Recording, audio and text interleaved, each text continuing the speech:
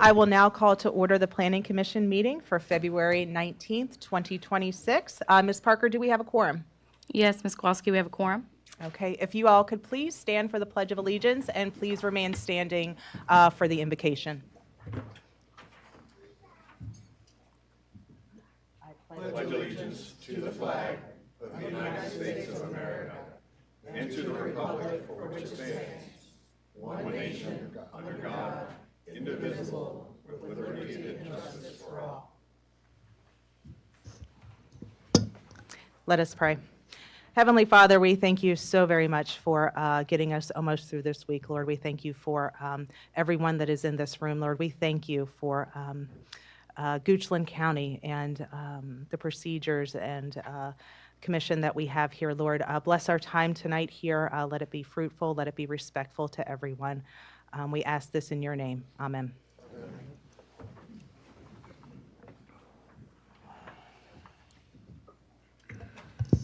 Okay, has everyone had an opportunity to read the minutes from the January 15th, 2026 meeting? Are there any comments or corrections, or is there a motion to approve? Madam Chair, I think there's a mistake in the minutes on my vote for the VSP last month, and I just want to make a correction that I voted to deny the deferral. All right, got it. Are there any question or any other comments or corrections? If not, is there a motion to approve as amended? Motion to approve with amended. I second it. Mr. Kimmerly? Aye. Mr. Patek? Aye. Ms. Kowalski? Aye. Mr. McLaughlin? Aye. Mr. Dean? Aye. Thank you. Okay, we are now ready for the director's report with Ms. Sherry.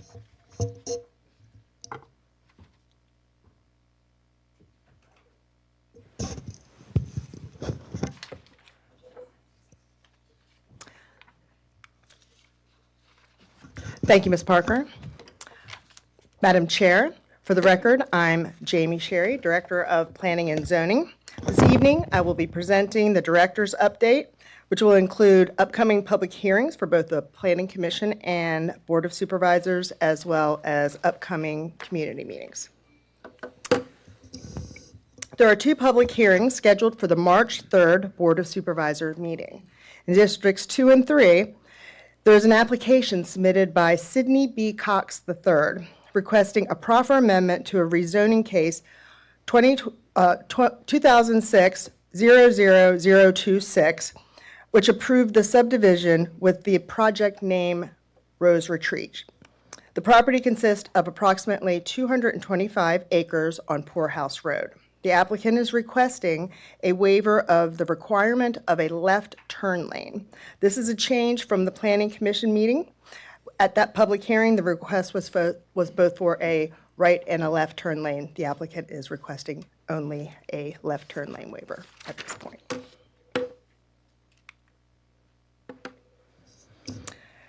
Next, in District 3, there is an application submitted by BJ Hauling, LLC.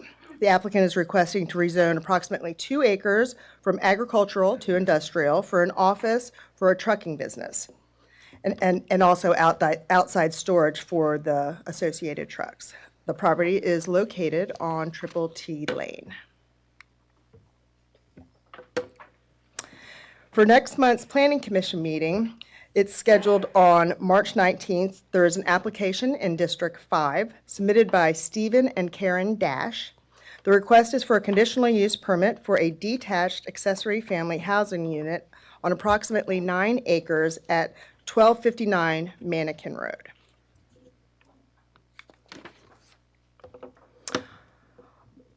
Also being heard at the March 19th Planning Commission meeting is an application in District 4 submitted by Jose and Ana Ariano requesting a conditional use permit for a detached accessory family housing unit. The property is located at 2202 Mannequin Road and is approximately 2 acres.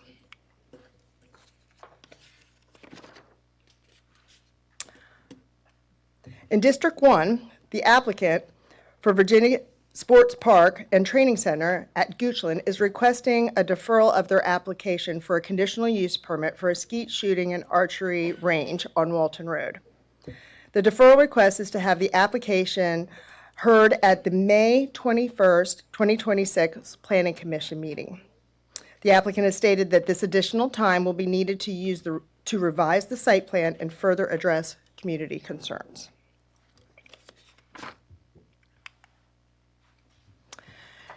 Next, there are the upcoming community meetings. So first, in District 2, there's a pre-application submitted by Lavely Farms, LLC. This is a request to renew a conditional use permit for an unhosted short-term rental on 524 acres on Old Stage Road. The community meeting is scheduled for Tuesday, February 24th at 6 p.m. The meeting will be held here at the Goochland County Administration Building. The next community meeting is in District 4. It is a pre-application submitted by Rebecca Ireland for a conditional use permit for an unhosted short-term rental on Wood Acre Road. This meeting will be held on Thursday, March 25th at 6 p.m. at Fire Station 3, located in Centerville on Broad Street Road.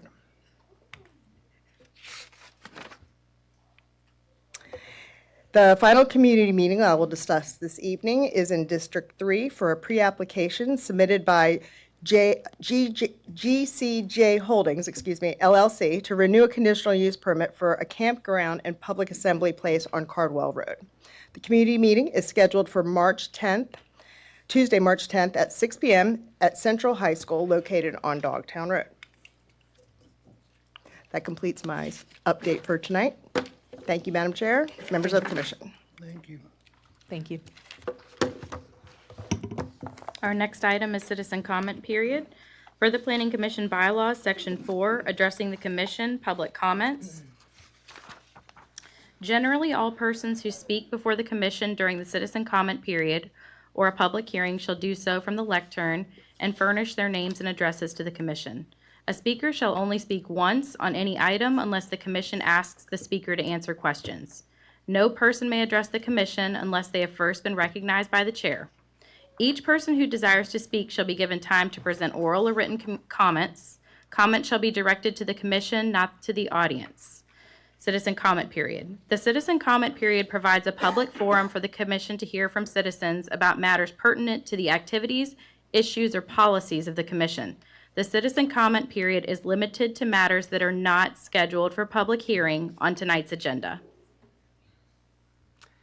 And if you do wish to speak about matters not related to any cases tonight, you may come up. Please state your name and your address. You will have 3 minutes to speak. When the green light goes off, that is the beginning of your 3 minutes. When the yellow light comes on, that means you have 1 minute remaining. And then when the red light comes on, that means your time is up. Is there anyone that wishes to speak tonight?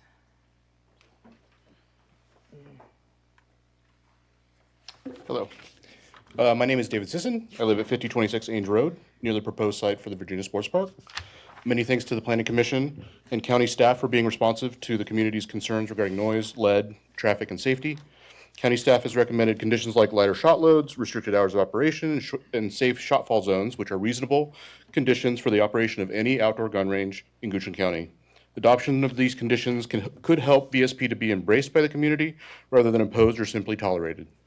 I'm not going to take up much more time tonight since VSP has deferred their application until May to address the community concerns. I commend VSP for not waiting until the last minute to defer, giving the county and the community time to adjust.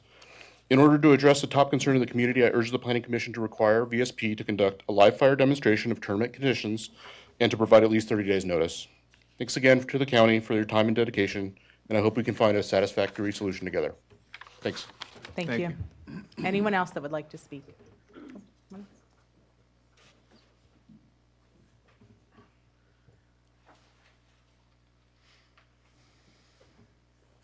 Good evening, Madam Chair and Commissioners. My name is Dan Dalton. I live at 4621 Walton Road. And I just want to follow up on what Mr. Sison said about the proposed shotgun range near Walton Road. We did want to request that, with the additional time now that they have deferred, that they that there's now since there's additional time, for them to, since we've deferred, to require a live fire demonstration that adequately represents a tournament or fun shoot usage of the range. Previous sound demonstrations had much lighter loads, and we wanted to make sure that it accurately reflected a tournament or a fun shoot. Last month's public hearing. After that, in just 3 days, Walton Road neighbors collected over 200 signatures from residents within just 2 miles of the proposed site. A petition at Goochland County required VSP to offer a live fire simulation of a tournament with all the conditions that we submitted in person to the county and also by email to the Board of Supervisors and the Planning Commission. That's all I have, so really appreciate everything. Thank you. Thank you. Thank you. Anyone else?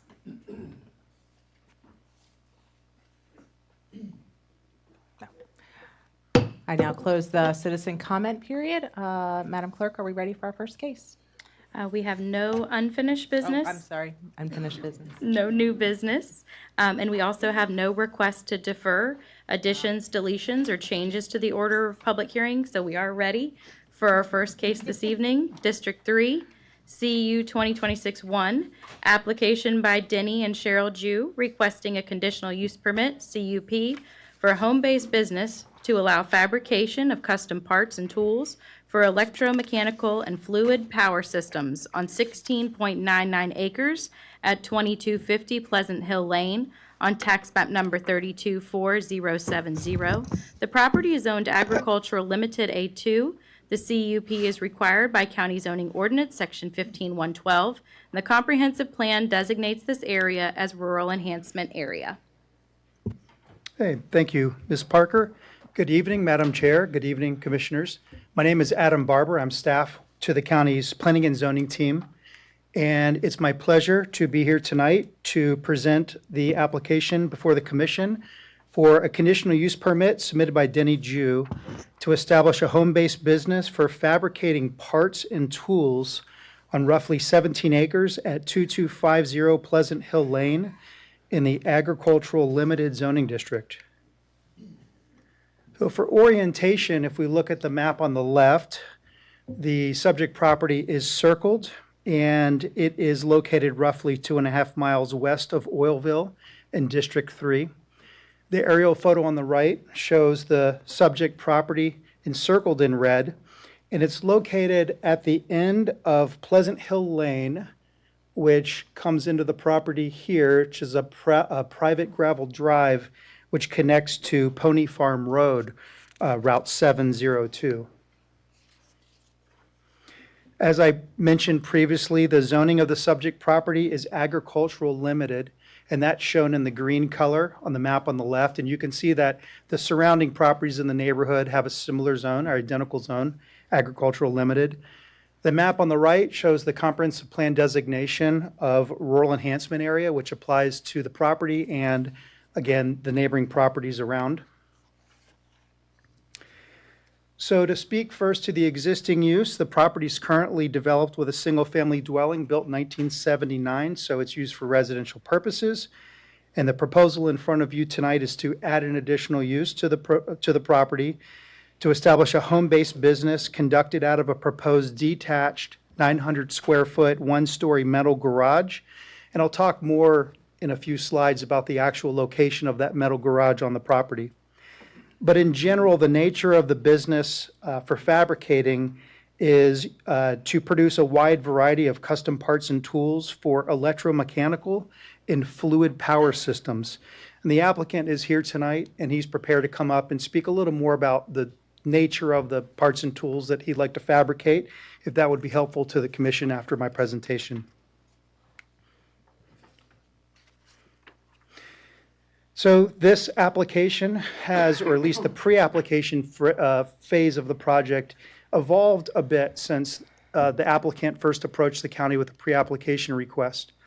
Originally, the proposal included the fabrication of tools and parts, as I just mentioned. And it also included a second component that was for repair and on-site sales of up to 6 vehicles and equipment on the property with outdoor storage.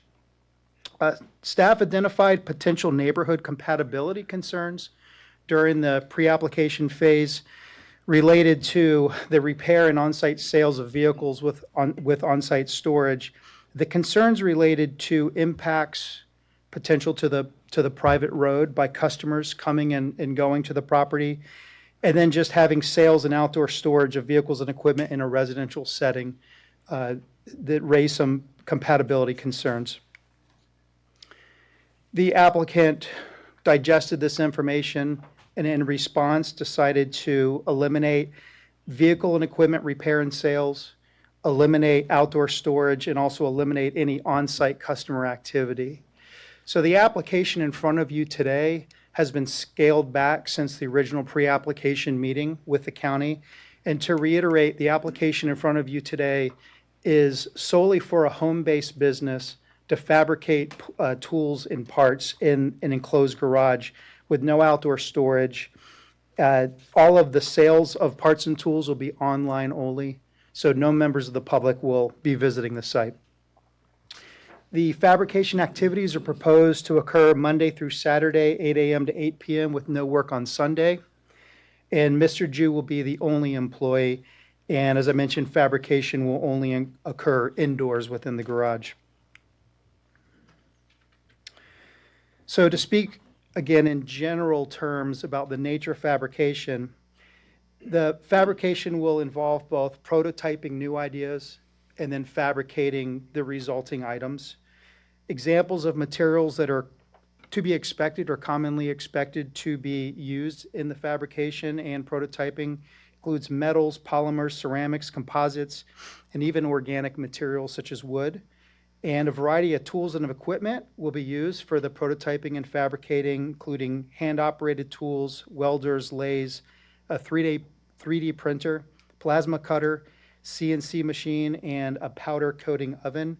And this list is provided not only in the tools to be used and the materials to be used, it's just as a general illustration. It's not intended to be a fully exhaustive list of every scenario.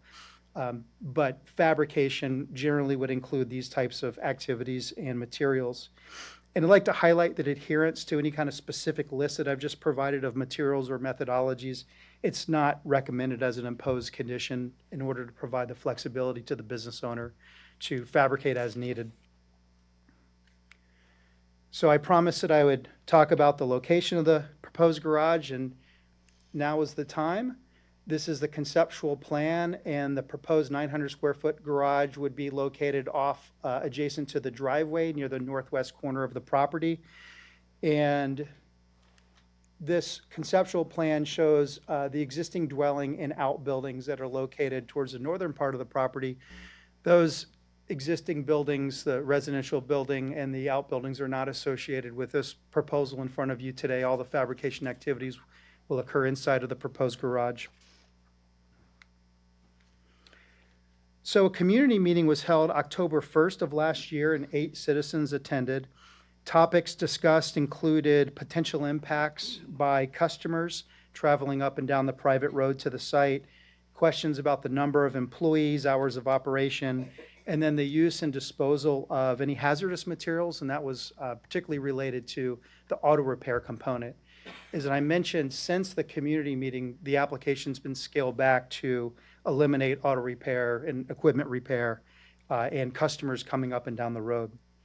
At that time, attendees of the community meeting, they were supportive of the proposal, even with the expanded components. But as I mentioned, that proposal has changed since that meeting.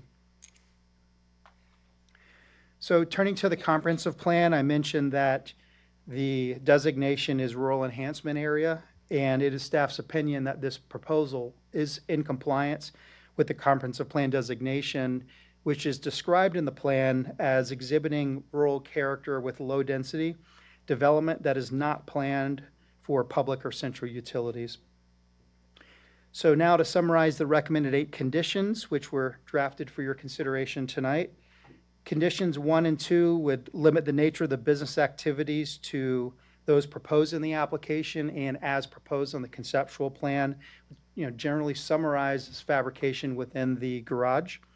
Condition 3 requires all the doors and windows to be closed while fabrication activities are occurring to help reduce noise. Conditions 4 and 5 prohibit any outdoor storage. They limit hours of operation by prohibiting any work on Sundays or before 8 a.m. and after 8 p.m. Monday through Saturday. Condition 6 prohibits on-site sales, again, meaning customers will not be permitted to come to the property. Condition 7 establishes a 5-year permit expiration date with an opportunity for renewal. And finally, Condition 8, which is a standard condition, requires that the property owner notify all relevant parties in the event that the property changes hands, so that, for instance, the new owner is aware of any conditions that come along with the property. So that is what I have prepared for my presentation. I appreciate the time tonight. I thank you, and I'm available for questions, and the applicant is as well. Thank you. Any questions? No. No. What's the property zoned? Did I miss that? A2, Thank you. agricultural limited. Thank you. Thank you. Okay, thank you. Would the applicant like to speak?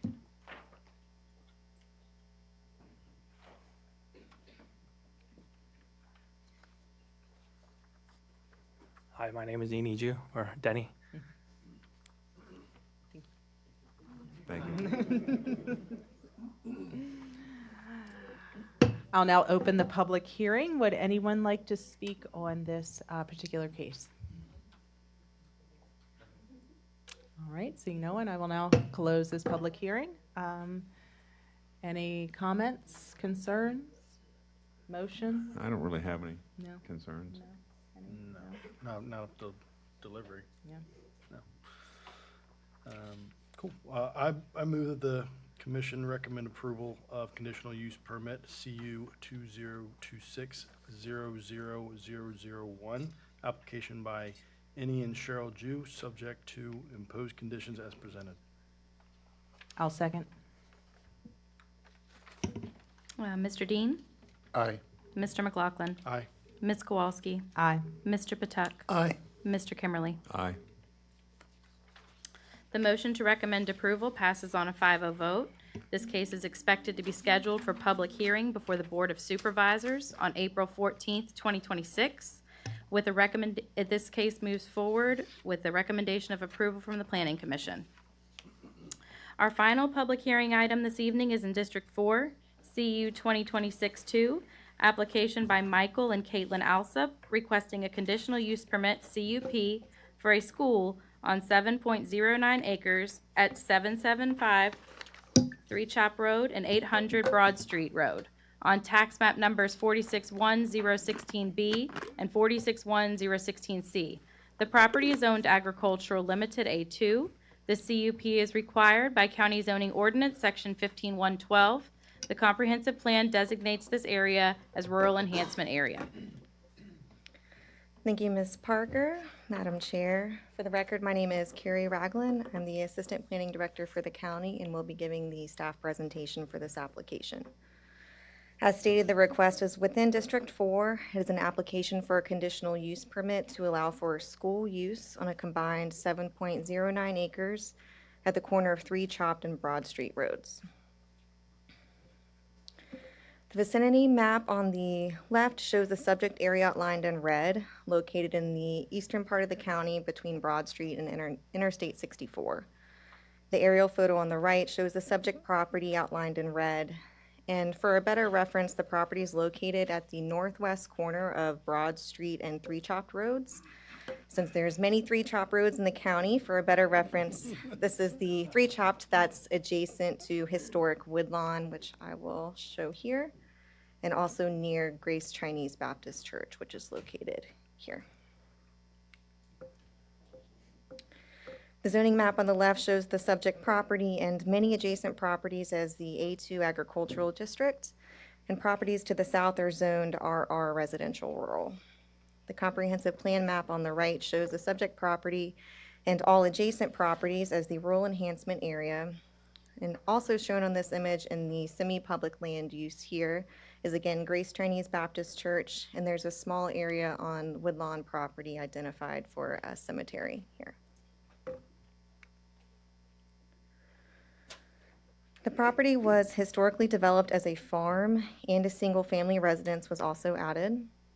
Today, the existing buildings include a barn, shed, 2 silos, and a dwelling with an attached garage. Overall, the property still exudes a farm-like presence, with most of the property front as open field and some trees along the public right-of-way. Currently, the property is accessed by 2 driveways, one off 3 Chopped Road and the other off of Broad Street Road. All surrounding adjacent uses are residential uses. The applicant is requesting approval of a school use, specifically a homeschool co-op, to be permitted on 7.09 acres. The same use was approved in 2022 at the corner of Broad Street and Shallowell Roads, which is approximately a mile west of the subject property. The CUP was approved with 15 conditions, and it expires in July of 2027. The applicants are proposing to relocate the school from its current location at Broad and Shallowell to the new location by utilizing existing buildings on the property and also by creating new additional buildings. Their proposal would be divided into phases, with Phase 1 generally utilizing the existing buildings but also updating the infrastructure for drain field and parking. Phase 2 would add an 11,500 square foot building and a 5,000 square foot building. The conceptual plan, which I'll show over the next few slides, shows the phasing plan. On your screen now is a zoomed-in version of page 1 of the conceptual plan, which shows the existing conditions.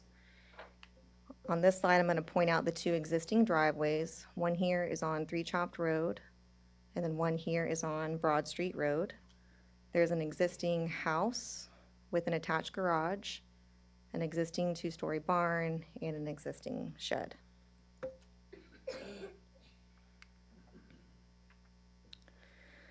The next few slides show the phasing plans, and they are very busy and detailed, so I will pause to walk everyone through the changes.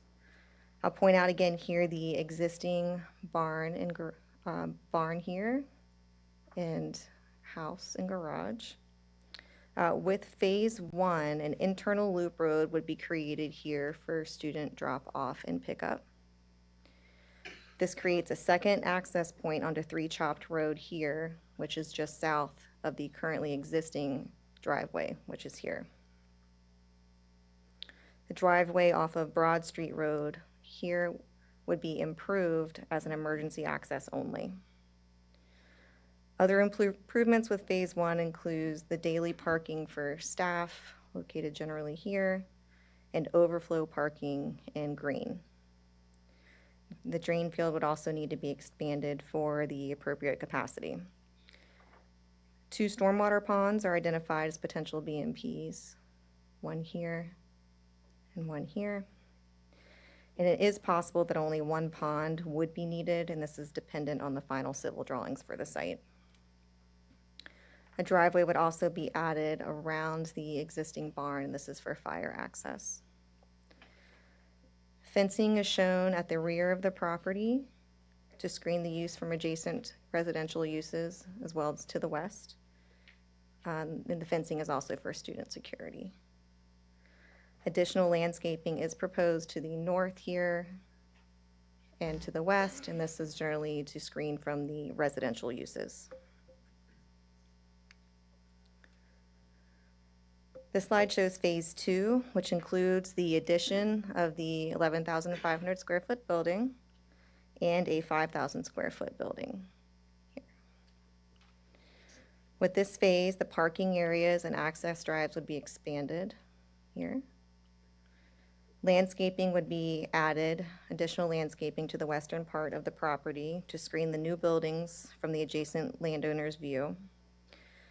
And I'll point out the location of the adjacent landowner's house here, which on GIS measures about 80 feet from their front porch to the property line, and the house faces east towards the subject property.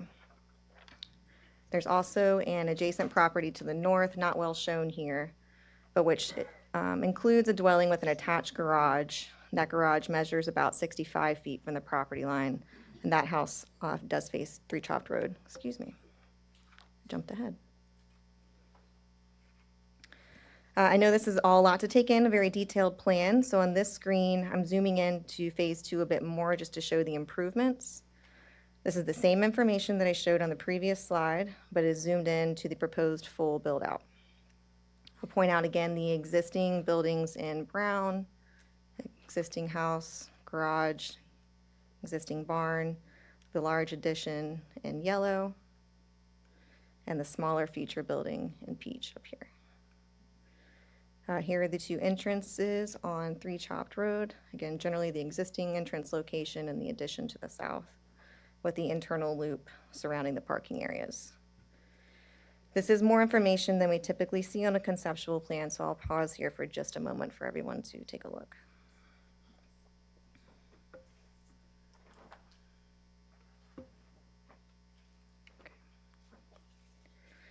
The next 2 slides show page 1 and page 5 of Exhibit B, which is the architectural renderings for the proposed new buildings on the site. This slide shows a rendering of the existing barn and silos with the new large addition attached. And this is a different angle of the same rendering.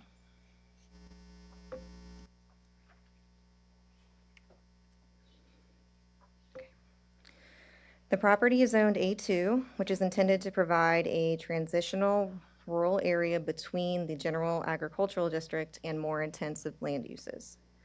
It also serves to protect agricultural lands to conserve natural resources. The comprehensive plan designates the property as rural enhancement, which provides for low-density residential, agricultural, forest, and other uses which are not planned for public or central utilities. The comprehensive plan does not speak to evaluating commercial or institutional uses within the rural enhancement land use, although they are permitted within the zoning code, often with a conditional use permit. However, the plan does provide a table of implementation strategies for commercial development in rural areas, suggesting that they can be appropriate. These include encouraging development to complement existing character, reusing existing buildings, and for the scale and scope to be consistent with the community. Overall, the proposed use of a school is consistent with the comprehensive plan. The property is located at the corner of Broad and 3 Chopped Roads. 3 Chopped is a local road with a 45-mile-per-hour speed limit, and Broad Street is a minor arterial with a 55-mile-per-hour speed limit.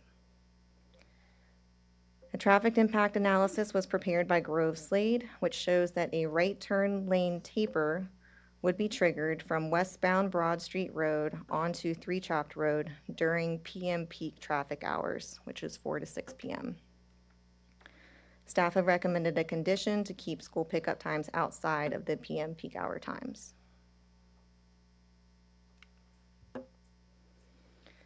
A community meeting was held on December 10th of last year. Approximately 19 members of the public attended, as well as 6 children.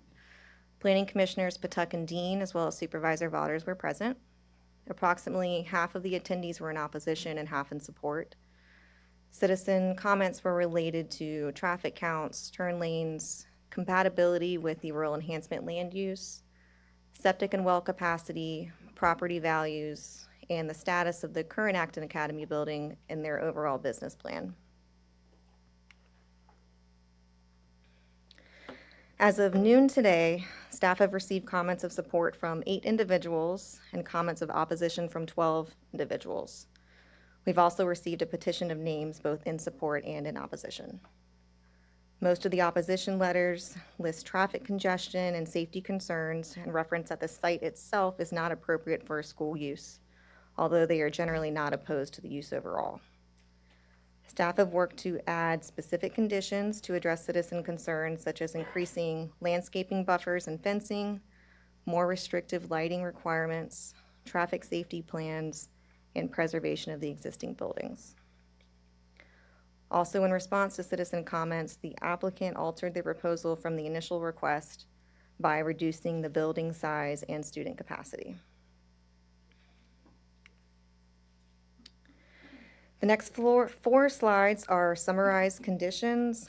I'll walk you through all the summarized versions quickly But I do also have the full conditions on later slides for reference if there's any questions about this specific language. I'll walk through these very quickly. A school use may be operated on the property. The use may not begin until a plan of development is approved. However, that can be designed in phases. Phase 1 would be limited to 85 students, and Phase 2 would be limited to 125 students overall for the site. The use must generally conform with this conceptual plan, which is Exhibit B in the staff report, as well as the architectural elevations, which are conceptual plans Exhibit A, architectural elevations are Exhibit B. In addition to the dark sky compliant code requirements, the pole, we typically require 20-foot tall pole lighting. We're reducing that to 15 in height to reduce light trespass, as well as requiring 0-foot candles at the property line where the code requirement currently is half a foot candle. All non-security lighting must also be turned off by 9 p.m. Perimeter plantings must be installed adjacent to residential properties and along the public roads. This is to mitigate view sheds of the use. A 6-foot tall wooden privacy fence must be installed around the property perimeter as shown on the conceptual plan. Again, this is generally to the north and to the west, adjacent to the residential uses. Conditions 8, 9, 10, and 11 are unchanged from the current CUP on the Acton Academy property at the corner of Broad and Shallow Well, which is that one detached sign is permitted. The use must meet all VDH requirements.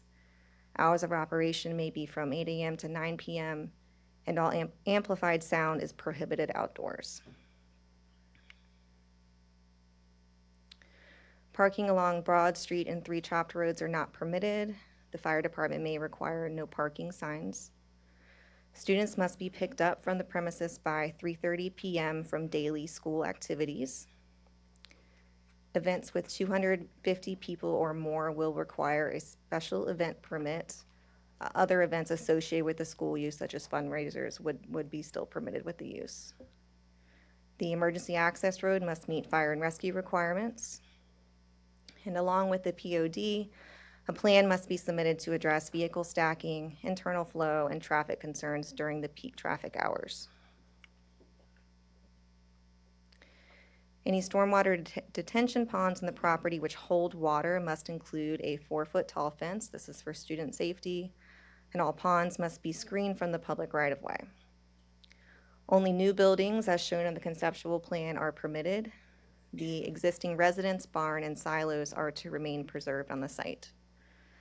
The CUP would expire the last day of April 2031, and the last conditions is our standard transfer lease condition. Madam Chair, this concludes the staff presentation. The applicant is here. She does have a presentation and can answer questions if needed. Do you have any questions for me? Can we explore a little bit more about the difference between Phase 1 and then Phase 2? Sure. Do you have a slide that kind of you look at? I don't have a slide that discusses it more, but I can bring those up because I'm sure that will open up many questions. Essentially, Phase 1 is a move-in phase where they are relocating from the current Acton Academy location and retrofitting the interior of the buildings. So this is Phase 2. Then with that move-in, they're going to have to install parking and add the new commercial entrance for the loop. So this slide is Phase 1 here. Yes, sir.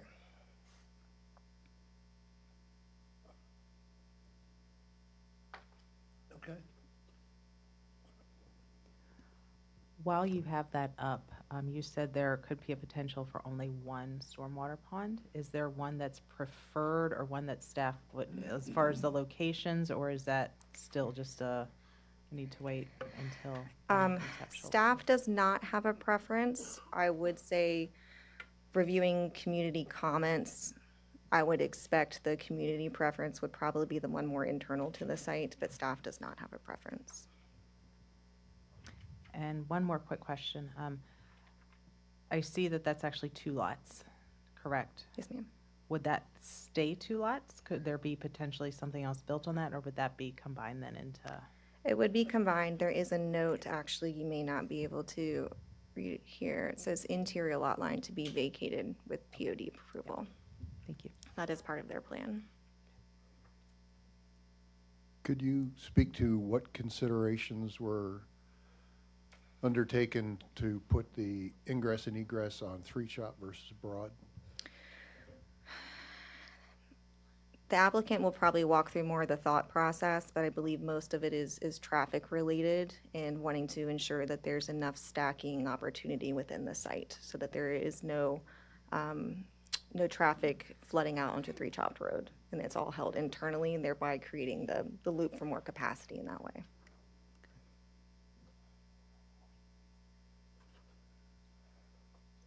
Do you know approximately how far from Broad to that kind of where you would come into that loop? How far would it, do you know the feet? Maybe approximate? I do not know offhand, Okay. but the applicant may be able to answer that with her presentation. There may Yeah, be a there's- number there's on there, I'm actually- sorry. there's a- That to that. Yeah, Okay. It's on here. Yeah, I think I just, thank you. I can pull that up and answer it if it's. I think I just see it on here right now, 260, 289. Okay, thank you.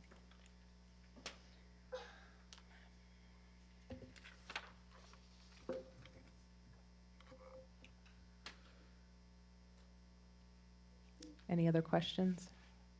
Ms. Ragland? Okay, thank you. Would the applicant like to come up and speak? Thank you.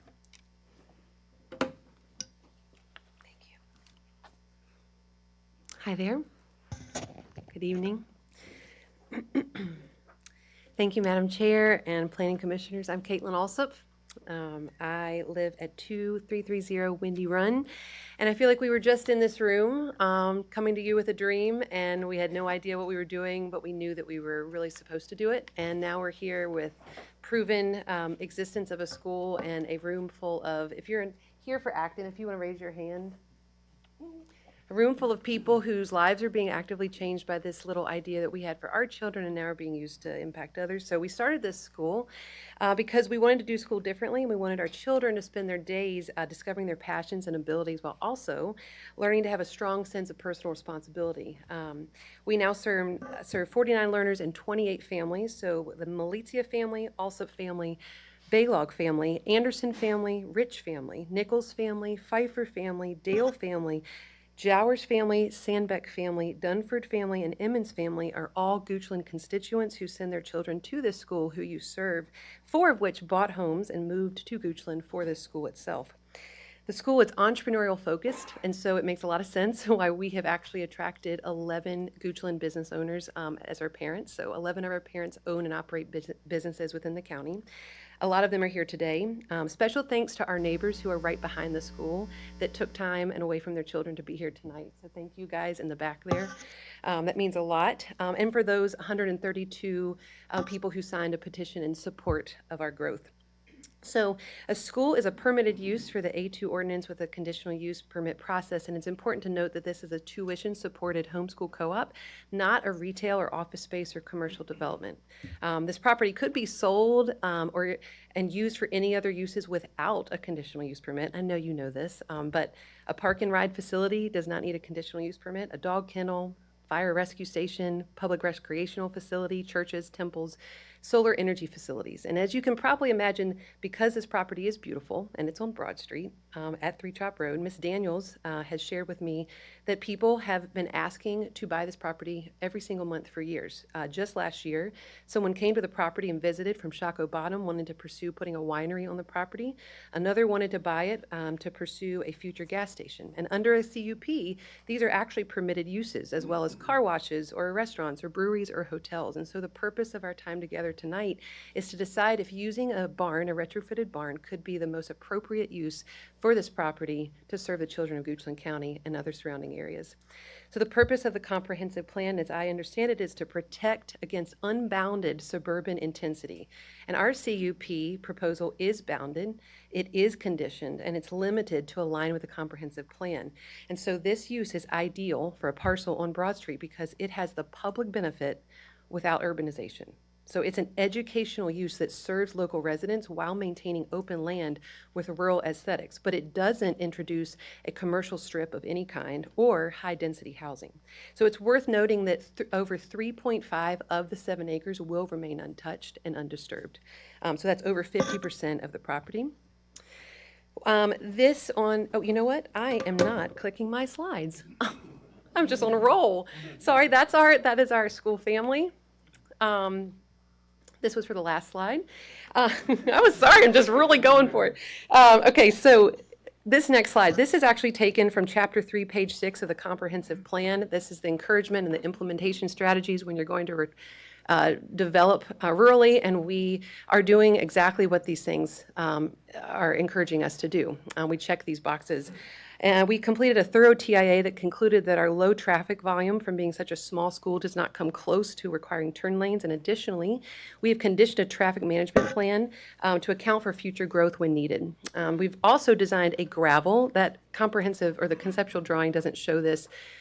Most of those parking spaces are grass. There's a small amount of them that will be gravel to stay consistent with the rural look, to have a waiver instead of having asphalt everywhere. We want it to look as rural as possible. And the reason it was designed in that big loop is because even if every parent showed up on time, not everyone does, but if every parent showed up on time to pick up their children, no one would ever stack into Three Chop Road. So during operational hours, traffic in and out can only happen within 2 30 to 40-minute increments during drop-off and pickup. The entrance will remain closed to the public for the learner's safety all day long. So there's no such thing as in and out traffic during the day, and that's for safety. As far as environmental concerns, about water supply or water safety, water usage, we are willing to do testing. Virginia Department of Health is not concerned, but we are willing to do testing to put neighbors' minds at ease. It's important to add that we desire to only grow to 125 learners. We do not have an athletics program, and we do minimal weekend usage. So there are 2 to 4 parent events on Saturdays throughout the entire year. Let me not forget this. So Adams International School is located just down Broad and has been doing exactly what we are hoping to do for over 17 years. They just renewed their conditional use permit in 2024, and these are the ways that we're similar. They are a small alternative school operating under a conditional use permit, which we are pursuing. They are also A2 zoning. They are also using a refurbished barn. They are also approved for a similar amount of students located on Broad Street in eastern Goochland, also in rural enhancement. Similar to Benedictine, we will never pursue, we do not want to be the size of Benedictine, but as well, they are on A2 land. And so when it comes to the comprehensive plan and how we take care of our properties, I think we have very clearly set a precedence in Goochland that we care about restoring and saving historic structures. We place a high value on maintaining properties and keeping them well maintained, and we have heard from countless, how we tell people where we're located is we say, do you remember Plumtree Corner? That's where we are. And their response is always, we are so glad someone saved that place. So chapter 2, page 2-2 of the comprehensive plan states, balanced development that contributes to the welfare of the community and preserves its rural character is goal number 2 in the county's strategic plan. When it comes to considering balanced development and contributing to the welfare of the community, I can think of no greater use for this property than a school serving the community's children. Ms. Daniels, the owner of the property, has had developers approach her for years, but she was waiting to sell her property to someone who had a vision that matched her desire for her property's legacy when she's gone. So what makes Acton Academy so different? Acton Academy is full of multi-age studios, just like a classic one-room schoolhouse. They learn by doing. They have a democratic leadership model. They vote on literally everything. There's a high emphasis on character development. They are self-directed learners, and they have a strong entrepreneurial influence. So how does that impact the community around them? Well, when children graduate at 18 and they have spent 12 years defining their gifts and their abilities and their passions and learning to love learning, they don't graduate floundering trying to figure out who they are in the world. They know who they are in the world, and they're ready to change the world world. So we fight apathy that plagues this current generation with autonomy. So they learn at a young age how to lead their own lives instead of being dependent on other people. We are attracting small businesses to Goochland. A lot of families have come and brought their businesses with them, and we prioritize awareness of other people's needs through giving back. Just this week, we packed over, not we, they packed over 240 meals for families in need in local areas. We also partner with local businesses for field trips. They have seen the behind the scenes of Chick-fil-A and other local businesses. The parent community meets regularly together to work on being really connected families and awesome parents for our kids. We also have an amazing support system and community that we have built, which speaks to why parents are flocking and wanting to move closer to their friends and community. We currently serve learners ranging from 5 to 12 years old. The future will serve 60 to 70 families offering K through 12. We have proven in the last 4 years that this is something people desperately want. This picture was taken last Wednesday, I believe, in the Spark studio, our younger studio, and you can see we are desperately running out of room.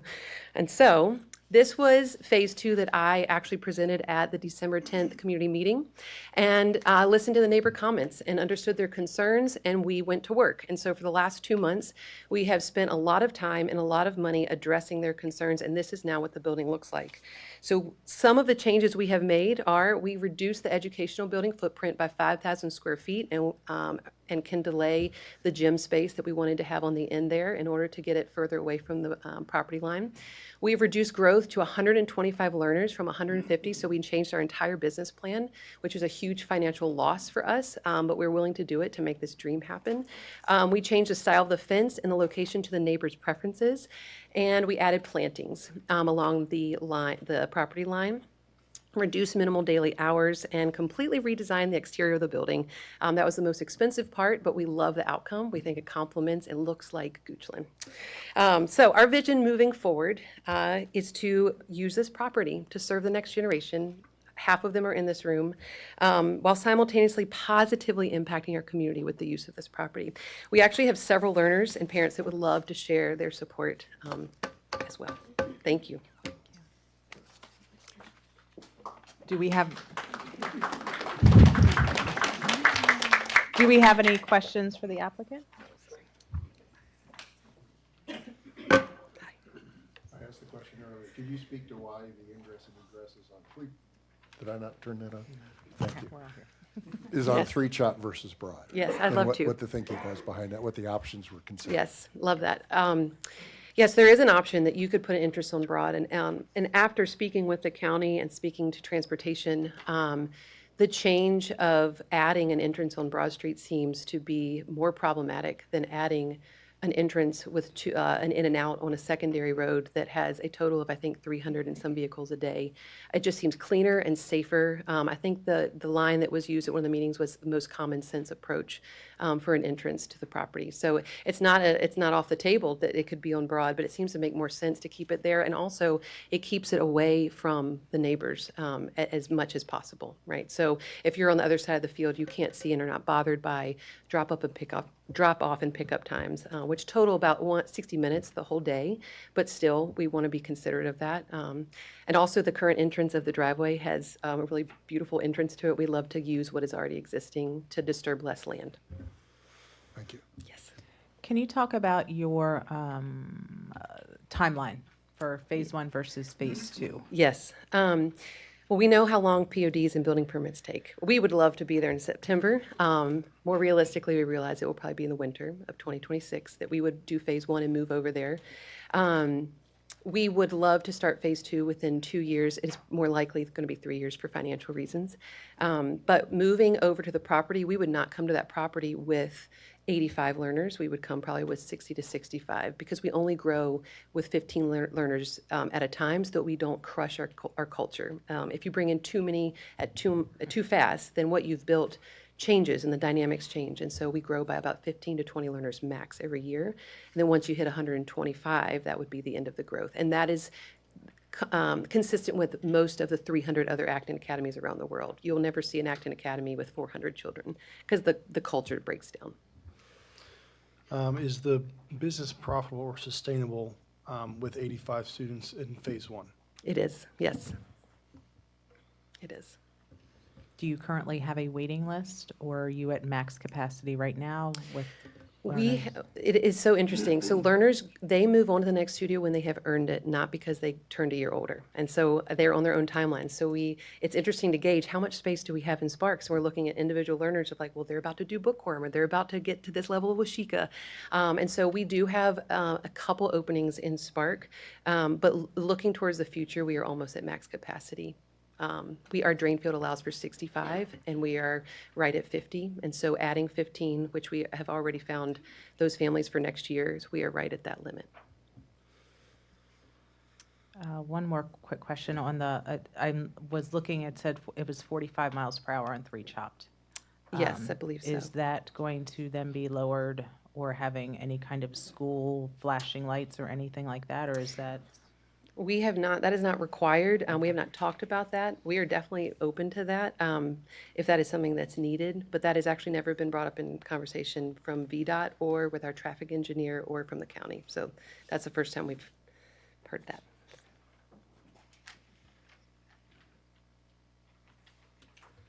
Any other questions? No? Okay. Thank you. Thank you. Thank you. Okay. I'm going to now open up the public hearing for this. I do see some sweet children in our presence tonight, and I know it's a school night. So if you would like to speak and you have something prepared, if you'd like to come forward, you can bring a parent guardian with you. Just state your name, address if possible as well. But if you would like to go first, so that way you can get back and get to bed on time so that you're ready for tomorrow morning, that would be great.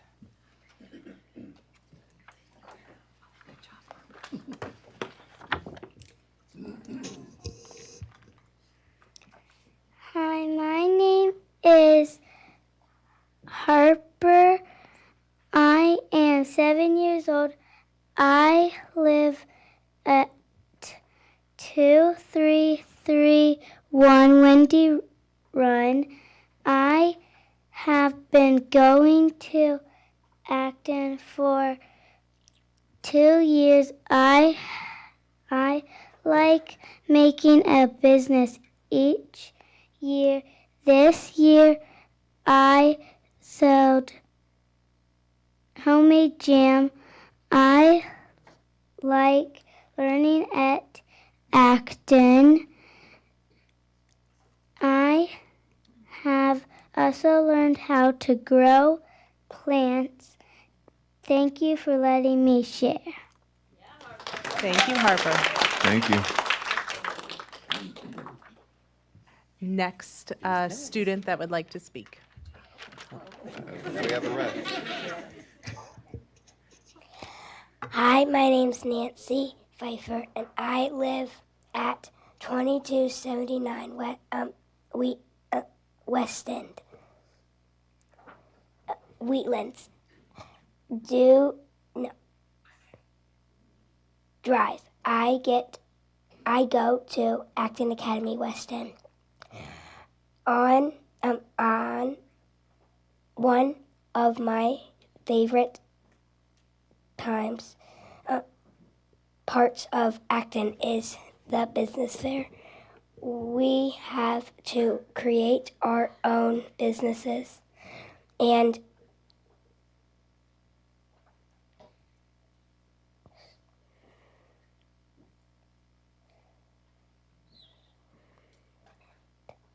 sometimes we have to take out a loan from our parents to get started at the business fair. We learn how to run a business and exchange money. It happens once a year, and everyone at my school participates.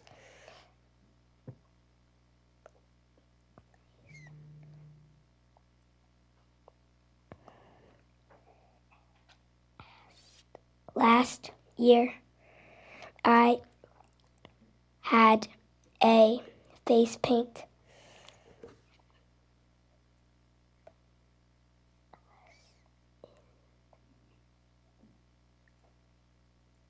different.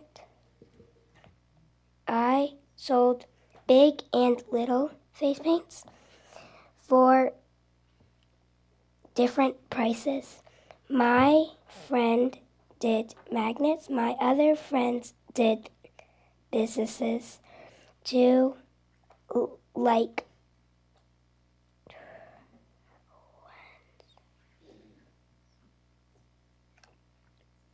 drawing, soap, cookies, bread, firewood, and more, many more. The business fair is open to the public. We hope you can join us next year and see our school. Thank you. Thank you, Nancy. My name is Levi Baylock. I'm 8 years old. I live at 1919 Red Rose Drive. I love Acton because I have the freedom to learn while having fun. Thank you, Levi.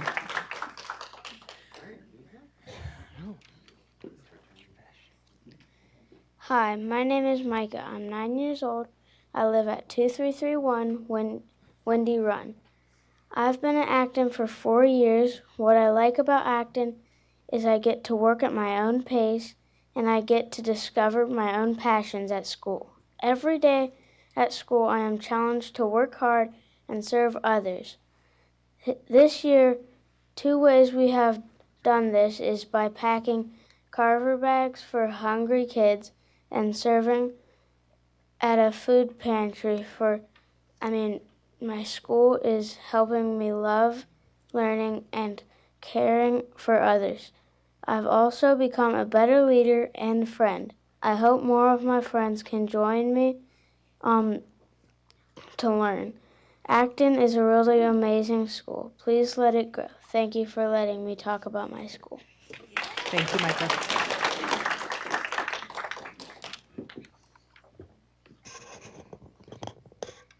Hi, my name is Ryland. I'm 10 years old. I live in Goochland off of Mannequin at 1410 Grand Drive. I like going to Acton because I can learn at my own pace and not feel rushed. If I don't understand something, I can work with other kids of different ages and we can figure it out together. We also get to make our own products and sell them at a business fair for people in the Goochland community. I think it's really cool that we can visit and learn from real Goochland businesses and do volunteer projects in Goochland to help people in need. It makes school fun and me feel proud of what I do.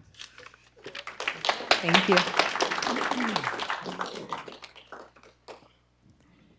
Any other school-age children would like to speak? Anyone else? Oh, we have one more.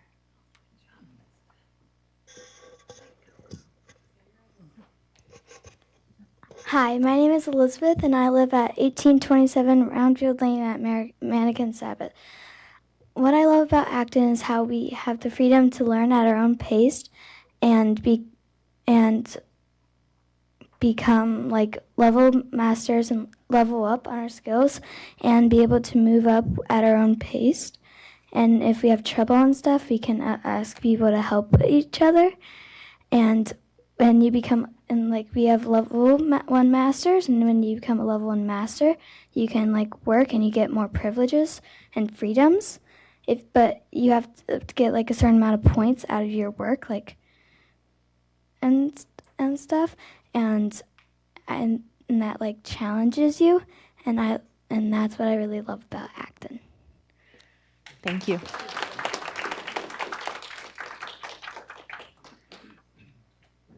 Adult size now? Are we adult size? Again, if anyone else would like to come up and speak, please state your name and address, and you have 3 minutes to speak.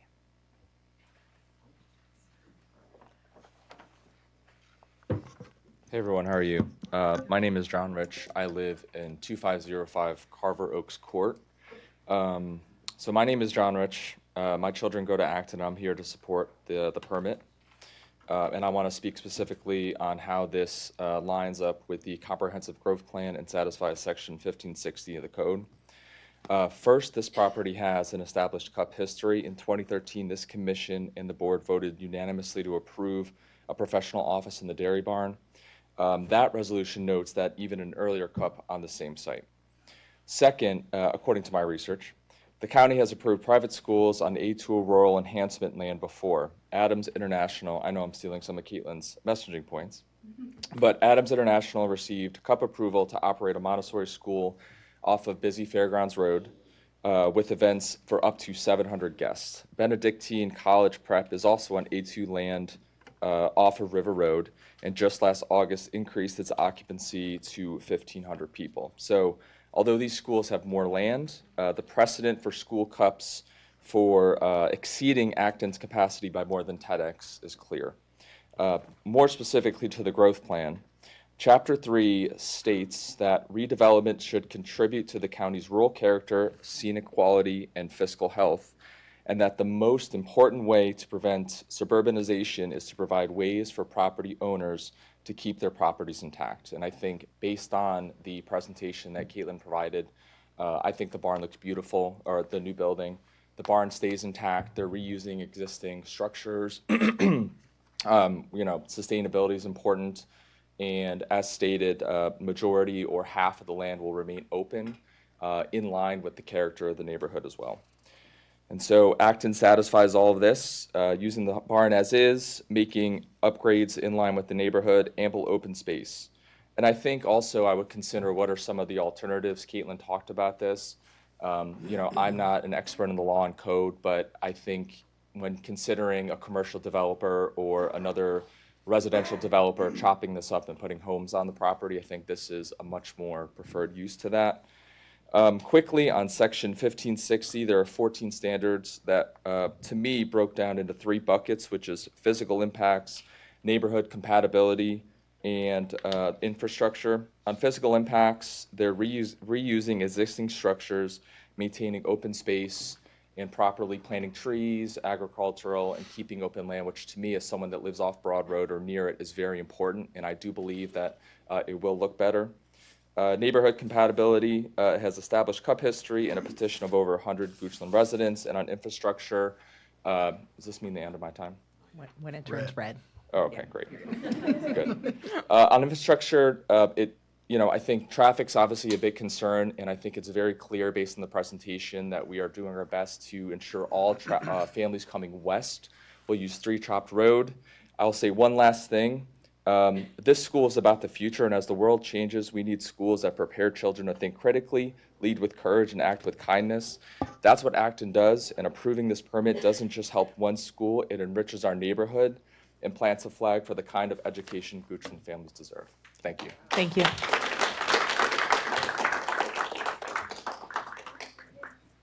Would anyone else like to come up and speak? There's a lot of us. My name is Gabe Pfeiffer. I live at 2279 Wheatlands Drive. This one right here is mine. Several years ago, while looking into school options for our oldest daughter, I stumbled upon this school called Acton Academy. This learner-led micro school with an emphasis on Socratic discussion and real-world project-based learning caught my attention. I was initially impressed with how much time the kids spent outside, doing character development along with their core skills. I knew this school was for us. It just wasn't just a school, it was a community and a lifestyle. The only problem with the Acton I found, it was in Bozeman, Montana. Thankfully, one opened a little bit closer to home and saved us our cross-country trip. Our daughter started in the fall of 23, and at the time we were driving from Richmond, a commute that cost 2 hours of our day. We spent the first year of school looking for a house in Goochland County to make our own, and at the end of that year, we found a home in a neighborhood close to school with now several of our school friends. We took a chance and uprooted our young family of 5 and moved 30 minutes west to a house with a bit more land, a much slower life, and a dream to live a life with our school community. Change is hard and has a lot of fears. We had a lot of fears leaving a home and a community that we already loved. But moving to Goochland was the best decision that we ever made for our family. It's a big dream to hope to do a life with people in this day and age where we are too busy with too many things to do to pay attention to our neighbors. But this dream became our reality and our community and our lifestyle. That's the thing about Acton. One of the phrases used to describe the learners is that every child is a genius on a hero's journey, and they are on their hero's journey. But to attend the school, the parents also have to be on a hero's journey. And it's not just about sending our kids to a school. It's more when we have to be on our hero's journey, we have to practice this at our home as individuals and in our community. It's really powerful, and it will change your life. On my own hero's journey, I never knew that I would love living on land. I love the city so much. I never knew I would love living on land and in the country as much as I do. I never knew that I never would know this life if I wasn't willing to take this risk and our family wasn't willing to make huge alternating changes. And I'm so thankful that we did. And while this is our personal experience and our story, we are not alone that so many other Acton families are always looking to buy the next house that comes to the market in this area, and continue to live in this special community. We're in this together because we believe in the mission of Acton, and we believe it won't only impact our learners and our families, but the community where we live. We are excited to be your neighbors and watch Acton thrive and grow and become an asset to the Goochland community for decades to come. Thank you.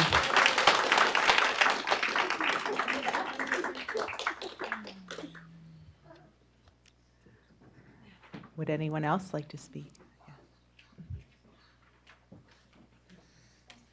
Good evening. My name is Curtis Sandbeck. I'm here on behalf of my son and his family who are in my house in Florida right now for the week, so I'm very jealous of them. But they sent this along. They asked me to read it, so I'll just read it as it is. My husband, well, this is from my daughter-in-law's perspective, so, okay. My husband and I live, work, and raise our children in Goochland County. I grew up here, again, this is from her perspective. I grew up here, and there's nowhere else I'd rather raise a family. My husband owns and operates his business in Goochland, Truck World RVA in Oilville.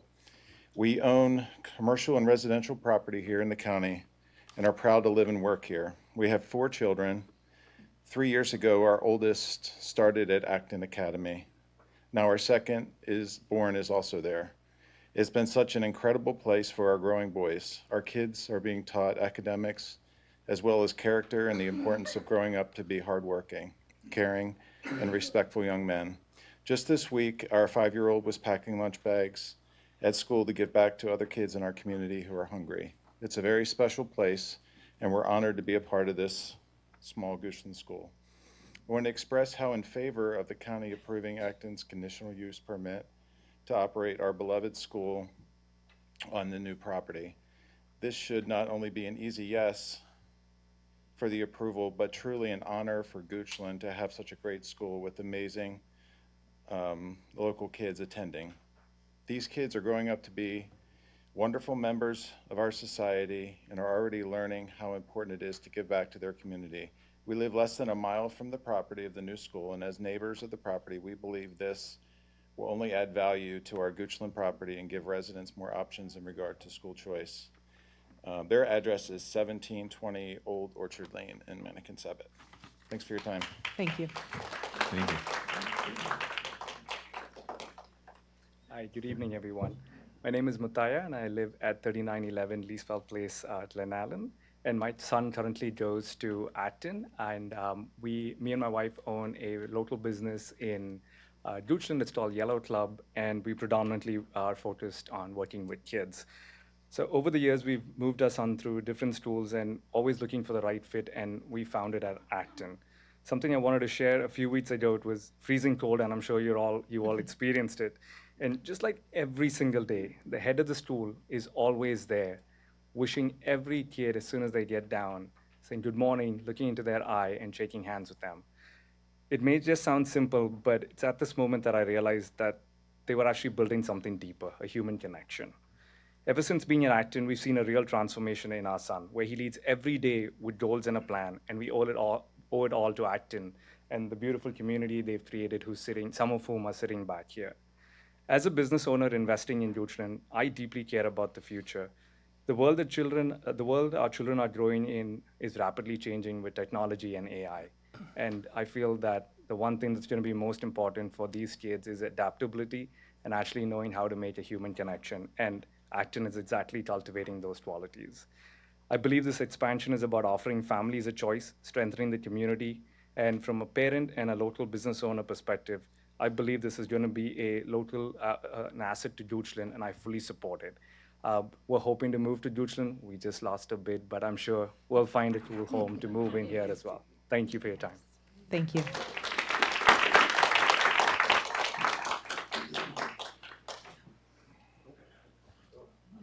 Ladies first. I won't say no. I won't say no. Hi, I am Becky Baylog. I'm mom to the one in the red shirt right there. We live at 1919 Red Rose Drive. I am mom to 2 Acton learners. I'm a Goochland resident and business owner in the county. I'm a pediatric occupational therapist by trade, which means I'm an expert in child development, which means y'all are going to get a little lesson on child development right now. So this is actually a little contrary to the Acton way of learning, so I apologize, but we're going to roll with it.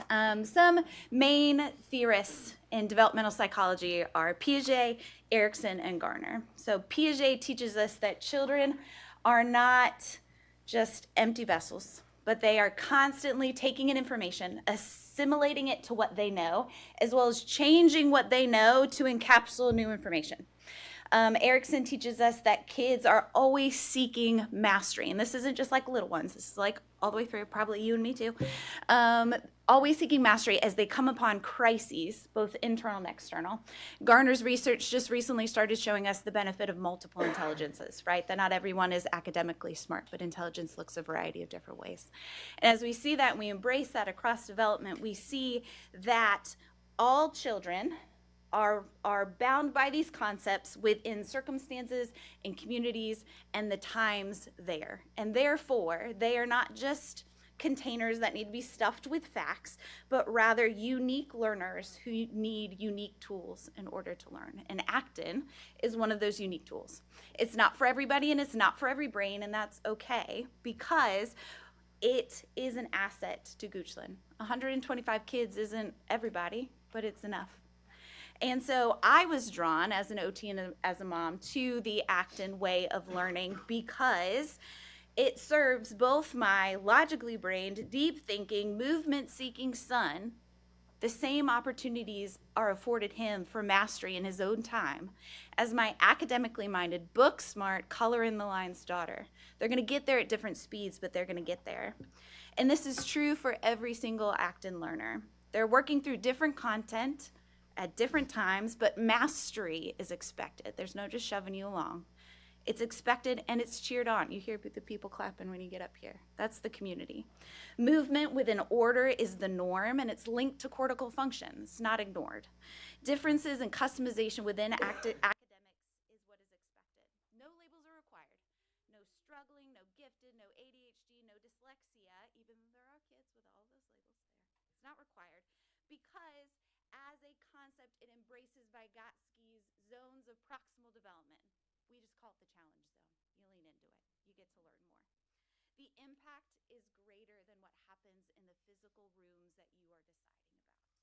It is the deep functional integration of children learning how to do, and how to be so that they can make this community, Goochland, as well as the rest of the world, into a better place because they were developed into the people they were meant to be. I would encourage you as you hear the stories to remember that it's not just a good story, that there's the science behind it. There's a bigger picture that we're all playing into, and these kids are what's going to take us there. Thank you for your time. Thank you. Thank you.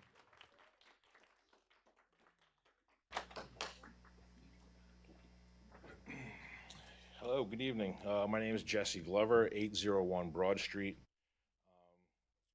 Sounds like a great school, but I'm not here to talk about that. I live directly across the street from the proposed building of the school. I missed the first meeting. with the first set of drawings. I couldn't imagine what they looked like if these second set of drawings were nicer. It looks like lazy architecture to me. Still, once again, I live there.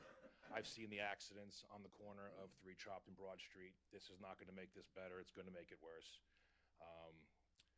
It looks like another white monstrosity like the Chinese church right down the street. They're building all these things over by the Amazon facility and the data center. Stick this over there with the rest of them. It sounds like a great school. I wish them luck in finding their original home. Sounds like they already had one chosen. That sounds like a great location. Should keep it there. Thank you for your time. Thank you.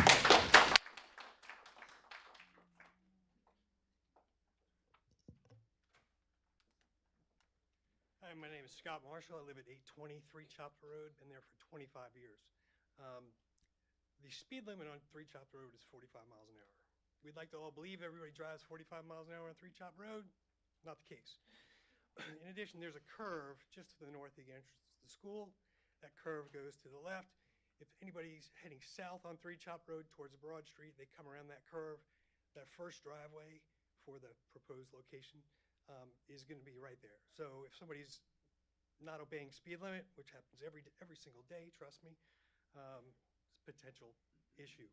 Also, the intersection of 3 Chopper Road and Broad Street, at that intersection, when you're making a left-hand turn out of there, you're looking uphill this way, you're looking uphill this way. And it's very limited, so during peak travel times, again, folks aren't always driving 55 miles an hour on Broad Street, so they close down on you pretty quick when they come over those hills. So I'd be pretty concerned about, again, more accidents and just really a safety concern. Thank you. Thank you.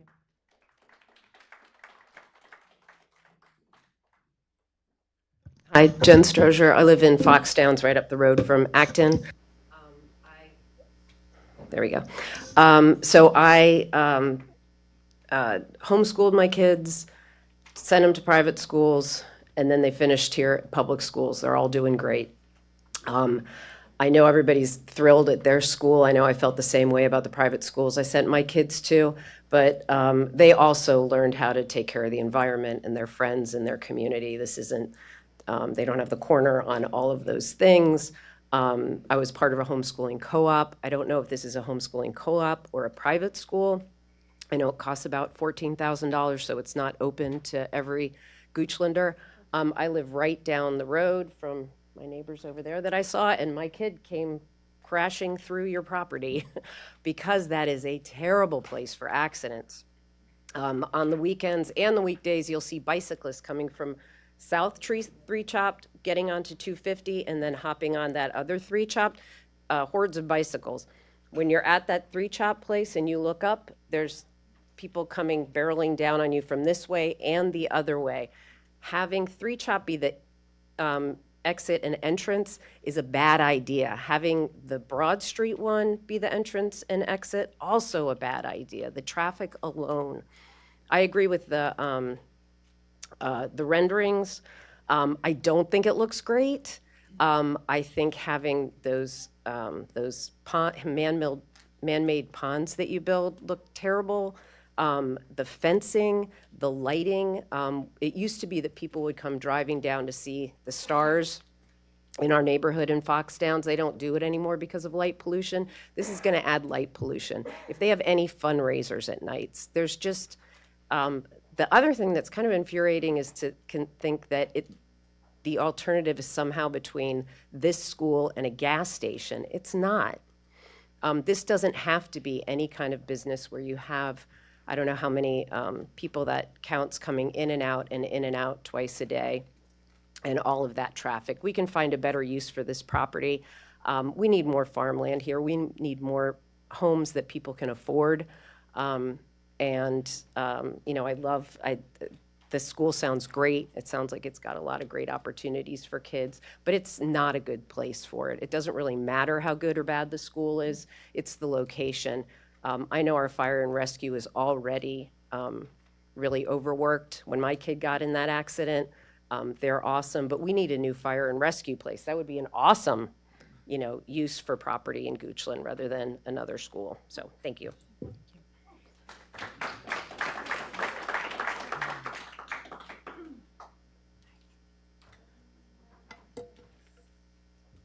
Hi, my name is Evgeny Nikolin. I live next door to the school, and I've been there since they started the school for 4 years, since I've been there. And I just wanted to say, like, I haven't noticed any kind of traffic. I take my kids to gymnastics every day from like between 3:40 and 4:10, so it hasn't affected me one bit. As far as like the school, like my wife's a nurse. She works a night shift. They've never woken her up. Like, I've loved having them as my neighbors, and that's all I want to say is like they've been like amazing.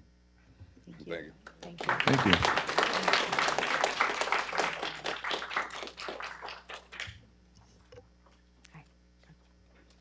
Good evening. My name is Pete Dunford. I live at 462 Massey's Lane. I was waiting for an easier act to follow with all these folks here in support of ACT, and I figured I'd be here all night if I had to wait that long.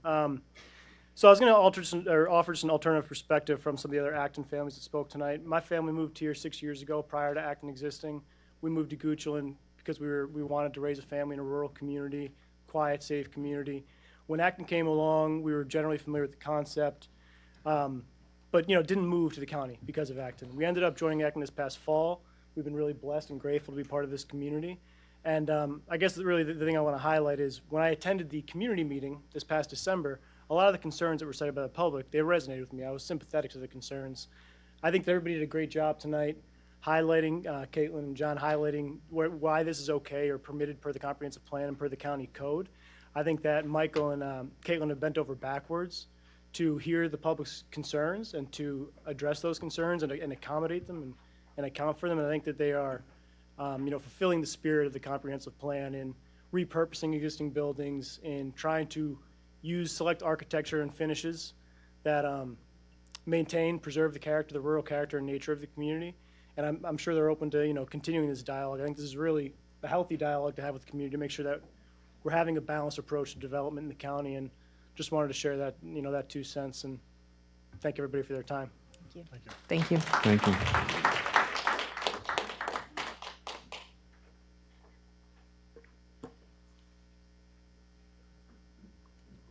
Bear with me, I don't like to talk in public. My name is Grace Butler. I live at 784 Three Chop Road. This is at 785. I'm across the street from it, okay? I'm not sure where even to start. I've taken a million notes listening to everybody, or at least trying to it. I'm a former teacher. Kids were adorable. And I've talked to her. She knows I love her program. I'm so glad you parents are passionate about your kids' education, because I'm passionate about education. But you're not here to approve or disapprove on whether or not the parents are passionate about their program. You're here to approve or disapprove based on whether or not, is this a good fit for Goochland? In this particular spot, a resounding no. And one of my major concerns are those 2 entrances on Three Chop. They're here, I'm here. You're gonna have 125 people, cars, how am I ever gonna get out?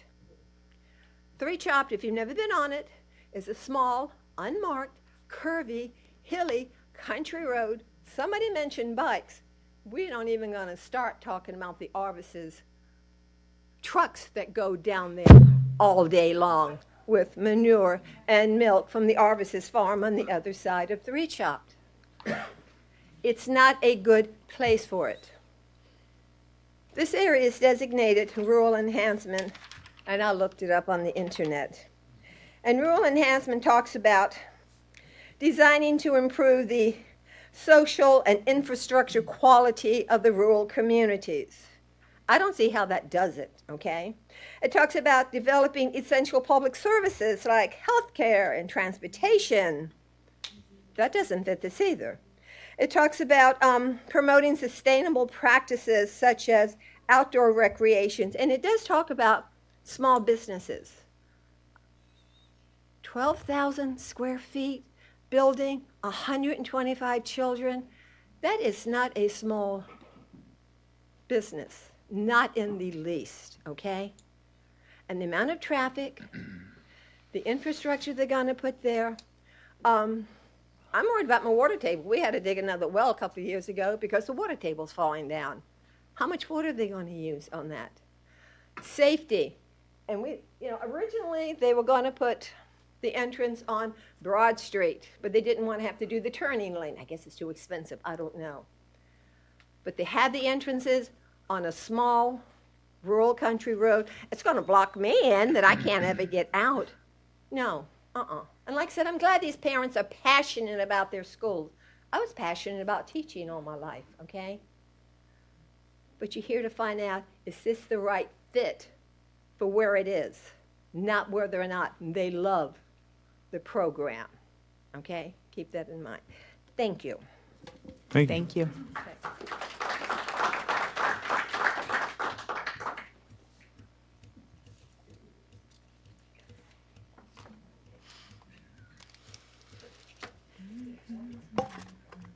Hello there, Tony Paone.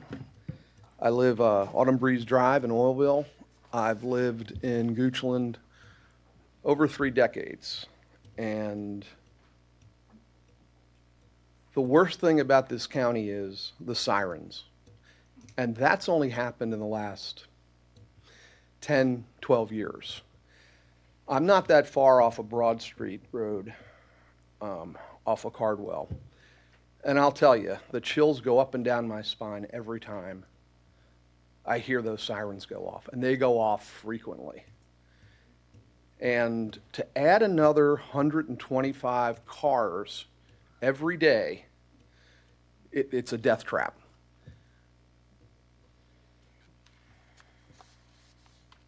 Nobody mentioned this. They've mentioned a lot of really good things. And that is, our roads have almost no shoulder whatsoever. There's nowhere to go. My wife asks me occasionally, why do you take 64? Well, maybe 64 is just as bad, but at least you're all going in one direction. And to be perfectly honest with you, I drive 64 mostly because I have concerns, not about myself, but about everybody who is coming the other way. And when I moved to this county, strangely enough, there were no cell phones. The distractions weren't there. The traffic wasn't as heavy as it is today. Sometimes to come off of Cardwell onto Broad Street Road is just awful. And I know I drive past often enough when it's not busy, 3 Chopped Road. I've heard from people. I don't just worry about it's going to be somebody in the Goochland community that's killed. I worry it's going to be, hey, Tony, it's so-and-so, somebody I coached playing baseball, somebody I did charity work with, somebody I went to church with. That's what really, really concerns me. It's interesting, the mention about Benedictine and Adams. Adams, the entrance is on Broad Street Road. This is a different story.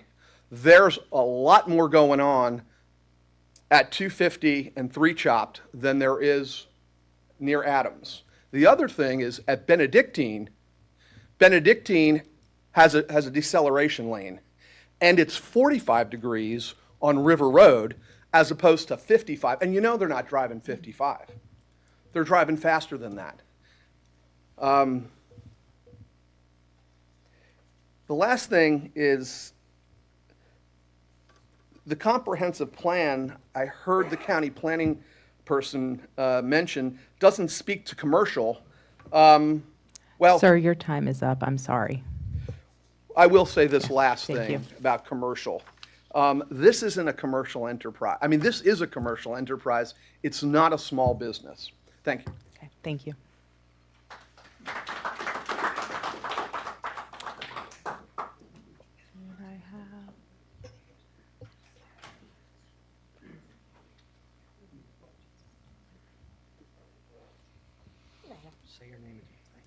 Hi, I'm Sonia Worsham at 78785 3 Chop Road. I'm going to give my talk to my husband. Hello. My name is Nicholas Worsham, and I live at 785 3 Chopped Road. I'm directly adjacent neighbors to this proposal. We would share what would be the rear property line of the proposed school. You know, my wife and I also wanted to enjoy the quiet rural areas of Goochland, and we moved to right off Route 6 in Crozier in 2010. And we got married in our backyard. We had 2 kids. One of them is here, Brianna. She's pretty cute too. She has lemonade stands and pet sits and does quite well.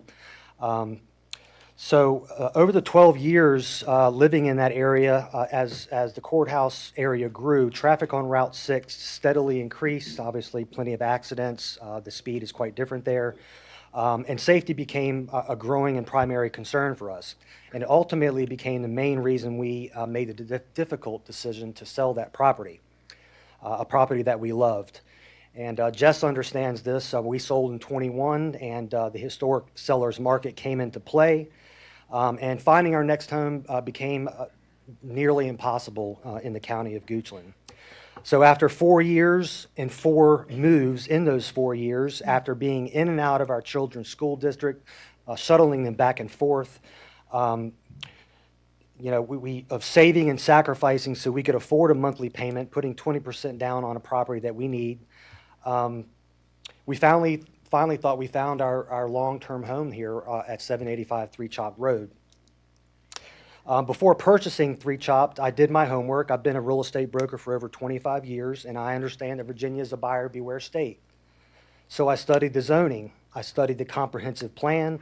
I studied the rural enhancement area principles. And based on these factors, my calculations came up with 1 home on the proposed site, maybe a family subdivision. I don't think that would be allowed, 2, and maybe 3 across the street where their historic property is. I was raised in a home built in 1750. The last thing we would want to do was put up new homes on our property, so that really was an effect. So we're talking about 4 homes, worst case, in my opinion. That felt compatible, that felt reasonable, that felt like something we could live with, so we invested our future here. Our home sits about 70 feet from the shared property line, about 200 feet from the silo and barns.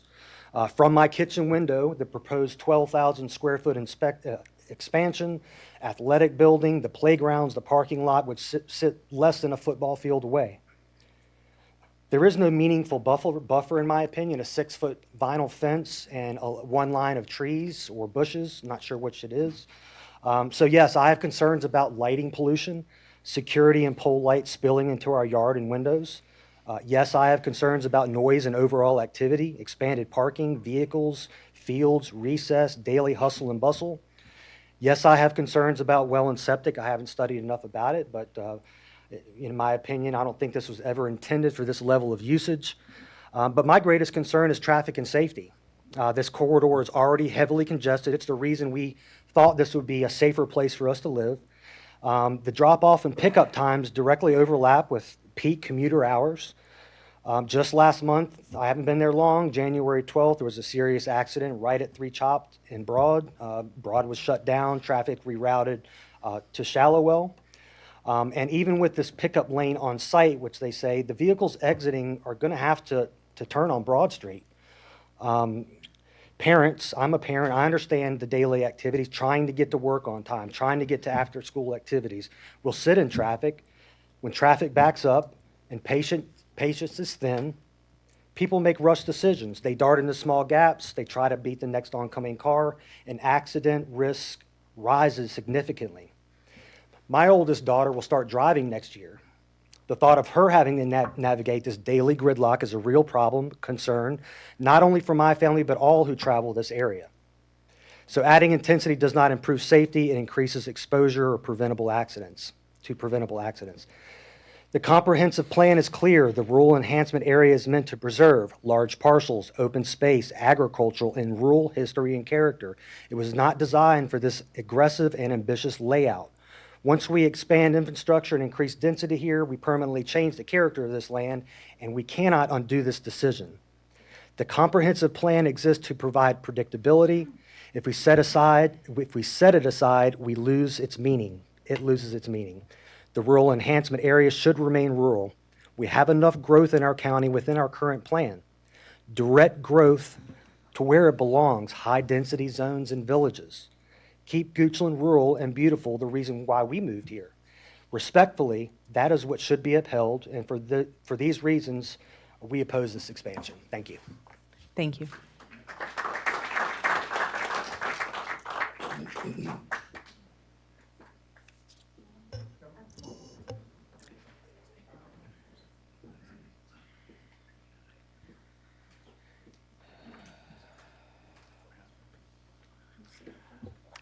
Hi, my name is Burke Morton, and I live at 7643 Chop Road, and I'm going to cede my time to Ms. Webster.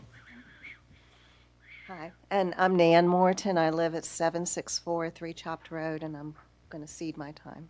Thank you. Let's put my glasses on.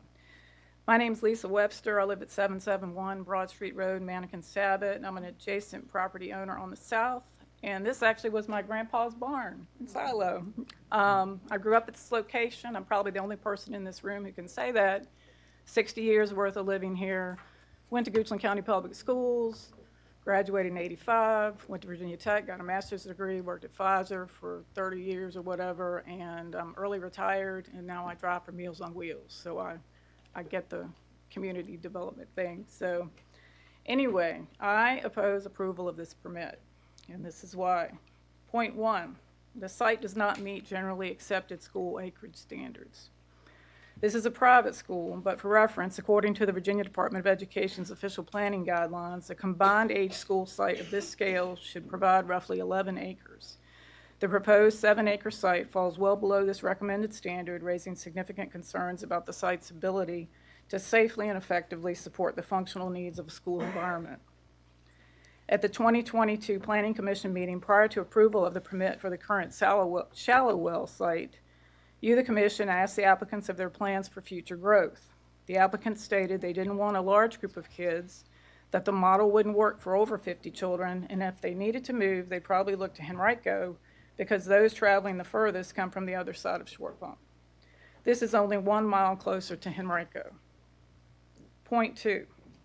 The site fronts Broad Street Road, a 55-mile-per-hour arterial highway intersecting a rural road heavily used by agricultural trucks. And when I say heavily used, I've been here 60 years, heavily used, sludge trucks. Sludge, sludge, sludge, they come barreling through. It's heavily used. The intersection is dangerous. County data prove that. Lived there for 60 years.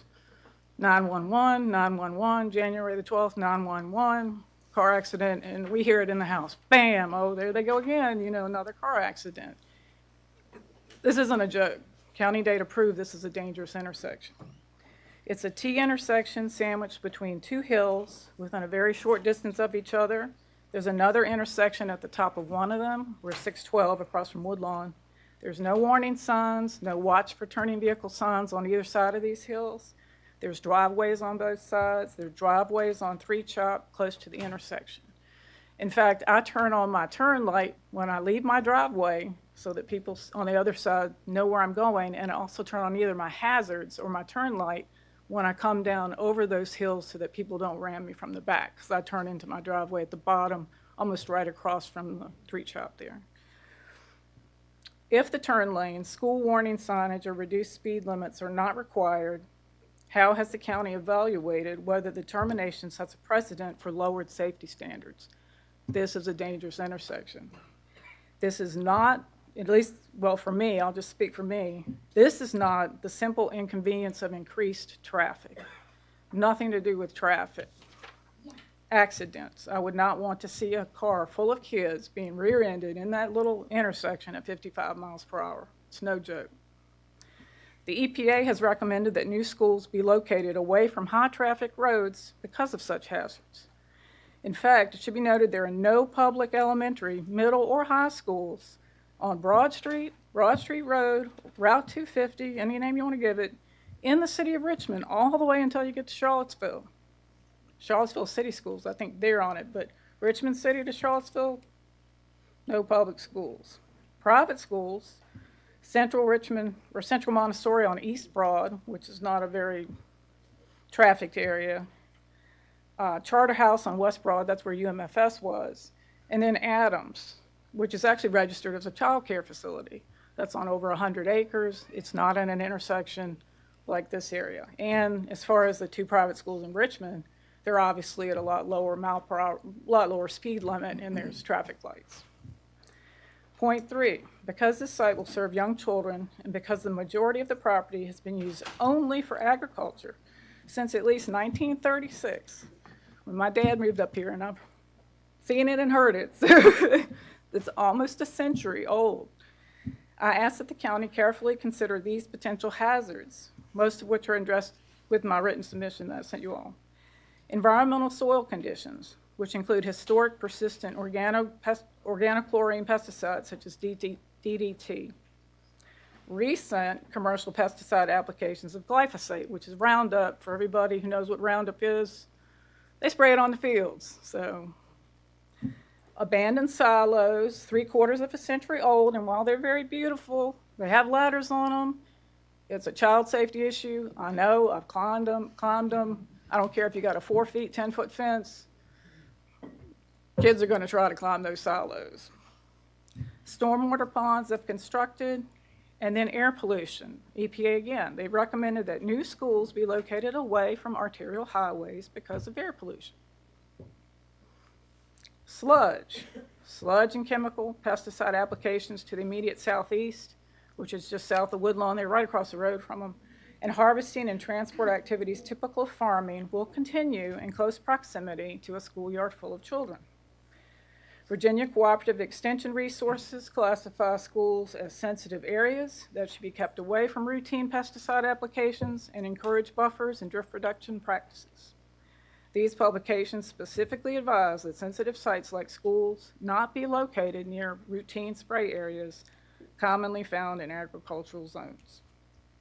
All of this being said, the proposed location is incompatible with the proposed use. And I'll just say this, my own son died 6 years ago.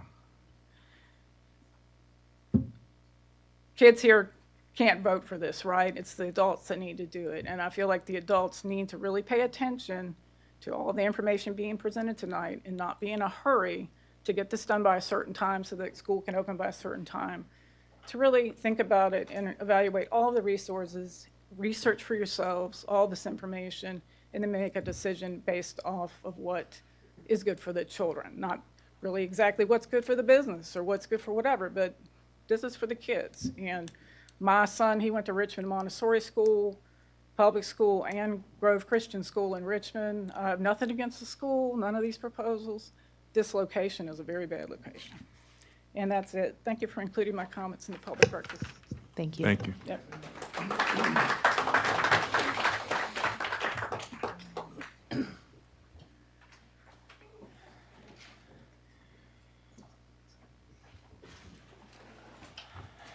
My name is Linda Wise. I live at 774 Three Chopped Road, and I'd like to cede my time to Rudy Butler. That's the wife, my neighbor's fire chief here for years. Frankie is having some problems, so Ms. Wise wanted me to speak on behalf of them.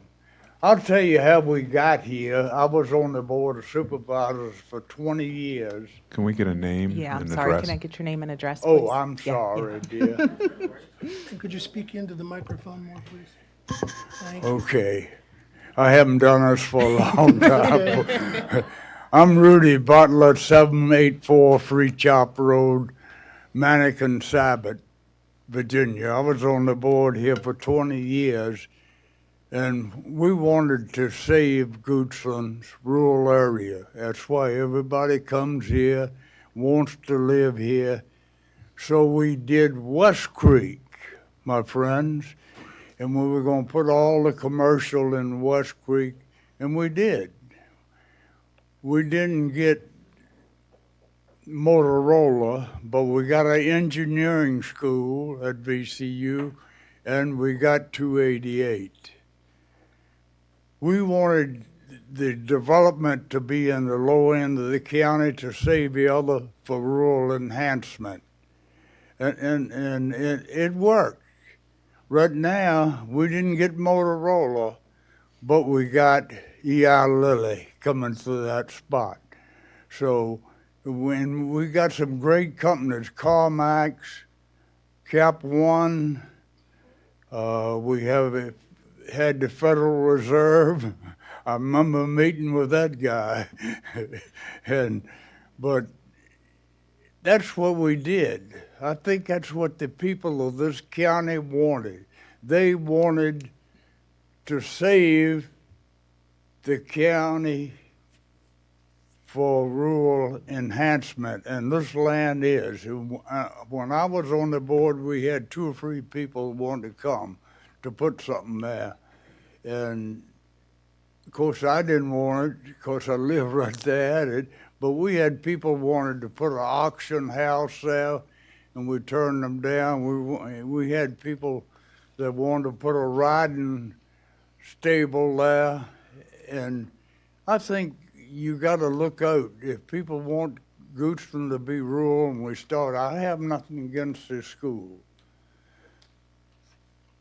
The proper place would be probably around Centerville, somewhere down there, for that school. And I think they want to put in the turn lanes now on Free Chop because they don't want to put a turn lane on 250.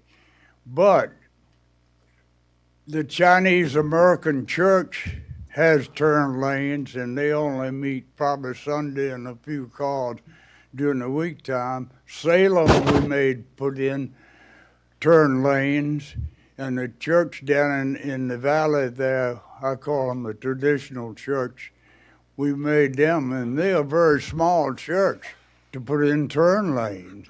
I think these people, they wanted to put in turn lanes on 250 because it cost too much. I understand that they wanted to buy a piece of property where they're at now behind them from the Caravatas, and the Caravatas decided not to because it would impact those nice homes right down Shallow Well from them. And I appreciate the Caravatas thinking about their neighbors. But folks, it boils down to this. If we break it now, you're going to have it somewhere else. There's plenty of land around Centerville they got.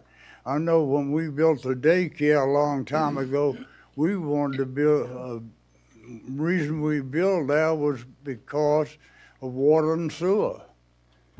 How much water are these people going to use? We had to drill a deeper well when they started building houses around us. So, and the thing on Free Chop, people speed, it's a bad thing. The curve comes around.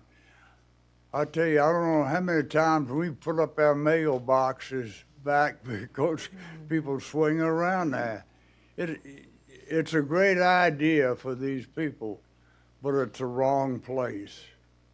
It's the wrong place. I had one other thing I wanted to tell you. The environmental impact, I don't think these people want to put up. If you send a kid and they end up with cancer or something because of the chemicals have been used on that land for 21 years, Roundup.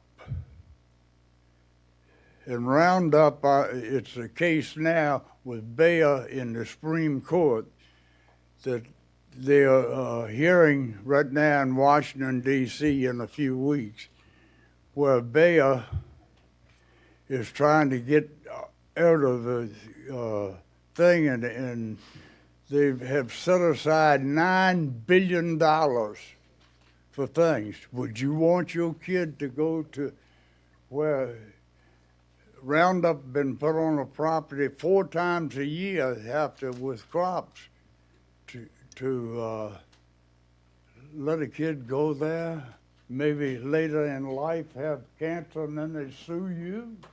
They will. But that's something y'all didn't know. I found out about it. And I'm not shooting you any bull. It's a guy that wrote it Mr. Butler. February the 17th. Of the date of the article in the Wall Street Journal. It also appeared in a Richmond paper. Thank you, Mr. Butler, for your time and your comments. You Thank saw you. it in the Richmond paper? Yeah, thank you. But you know, I'm concerned. Yeah, thank you, sir. You can get sued. You probably didn't know about this. I told you about a piece to go get, and you wouldn't go. Thank y'all. Thank you. Another thing, thank you for you people serving on this commission. I know it's a useless job sometimes, but thank y'all. Thank Y'all you. do a good job, and the planning commission through the years has been very good for this county. Thank you, sir.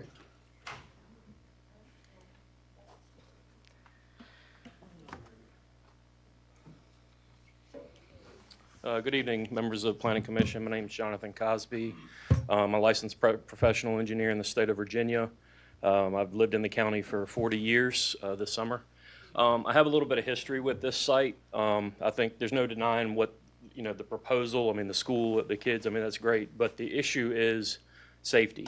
And one of the requirements of your own zoning ordinance speaks to, when evaluating conditional uses, speaks to public safety and welfare. The fact of the matter is Broad Street Road, so that entrance onto Broad Street Road currently, I was the engineer of record on that. It doesn't meet site distance. You can't meet site distance on Broad. The intersection of 3 Chopped and Broad doesn't meet site distance. I've also witnessed 2 accidents there. One of them I've had to provide a statement on. So when you think about, like, for me as an engineer, like, to allow a use like this to occur, knowing that there's an established safety issue, and like that, the worst thing that can happen is if there was an entrance and there was an accident with some of these kids, and you're making it worse if this were to get approved. I think the school itself is a great idea. It looks like, you know, it's awesome, but I don't know if this is the right place for it to be. And that's all I want to say. There's a lot of issues with Broad Street right there, and you cannot meet site distance, even if you did turn lanes. So, Thank you. Yep.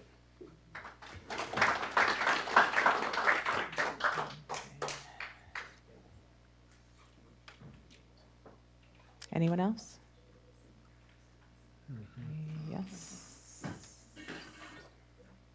All right. I think she's coming. Oh, is she coming? You got one coming. Okay. Hello, my name is Lauren Joyner. My address is 806 Broad Street Road, and I'm going to cede my time to my mom, Amy. Good evening, members of the Planning Commission. My name is Amy Joyner. My address is 806 Broad Street Road, Manikin-Sabot, which is the white farmhouse next door to the proposed business location. Thank you for hearing us tonight. This process has provided a valuable opportunity for my husband and I to interact with with our neighbors, county employees, and officials. We've spoken to well over 60 neighbors and nearby residents who co-signed an email I sent to the Commission and Board demonstrating their agreement with the sentiments I expressed tonight. We bought our home in 1999 when it was in bad shape. We gutted and restored it while living in it and working full-time jobs. We raised our 3 children here, and we love our home, and we love living in Goochland. We're opposed to this conditional use application for several reasons. First, we feel like it ignores Goochland's comprehensive plan. Phase 2 calls for 22,000 square feet of buildings, a large parking lot, 2 retaining ponds, an above-ground septic system, lighting, a large percentage of disturbed area, noise, and an intense concentration of people and traffic, all of which defy that definition. These also do not meet some of the standards for a conditional use permit, according to the Goochland County Code of Ordinances. Second, it jeopardizes the health and safety of children and residents, as you've already heard tonight.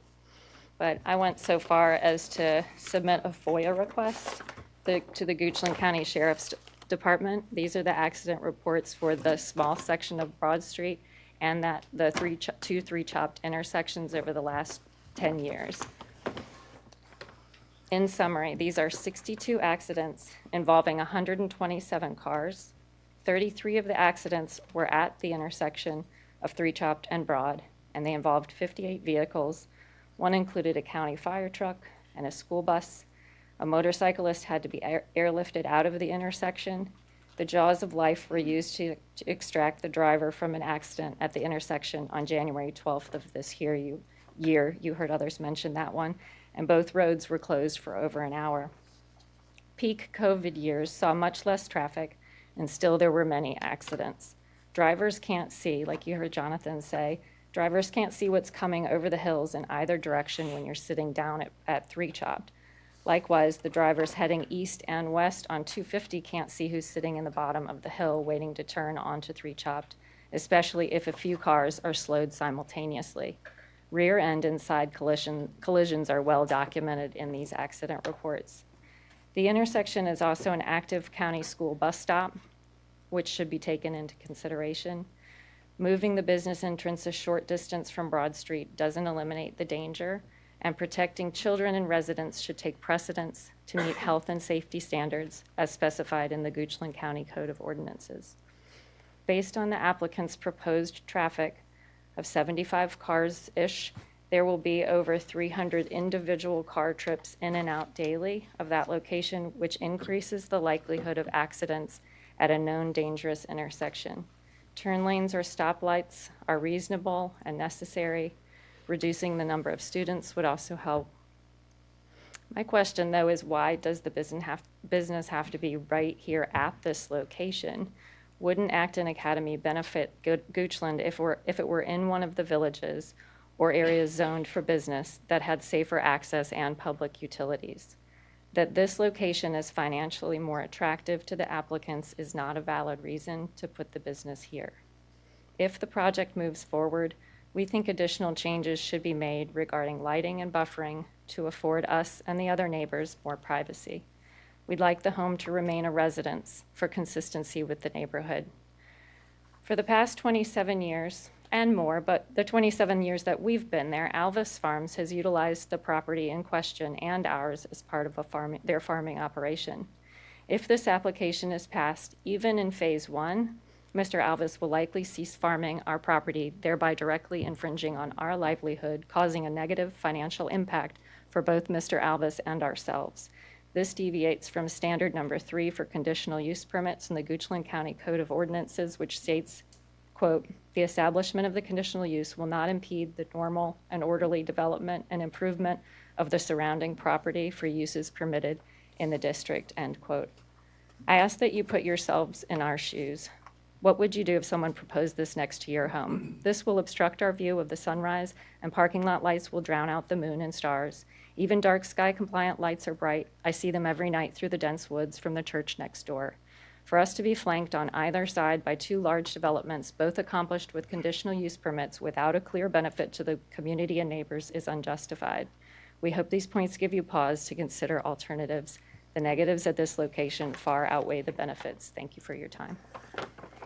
Thank you. Thank you.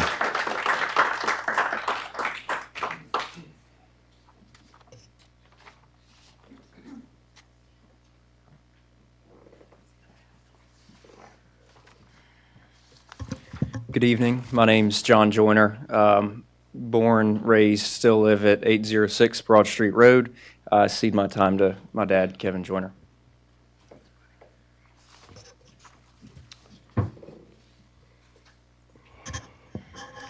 Good evening, Madam Chair, members of the Planning Commission.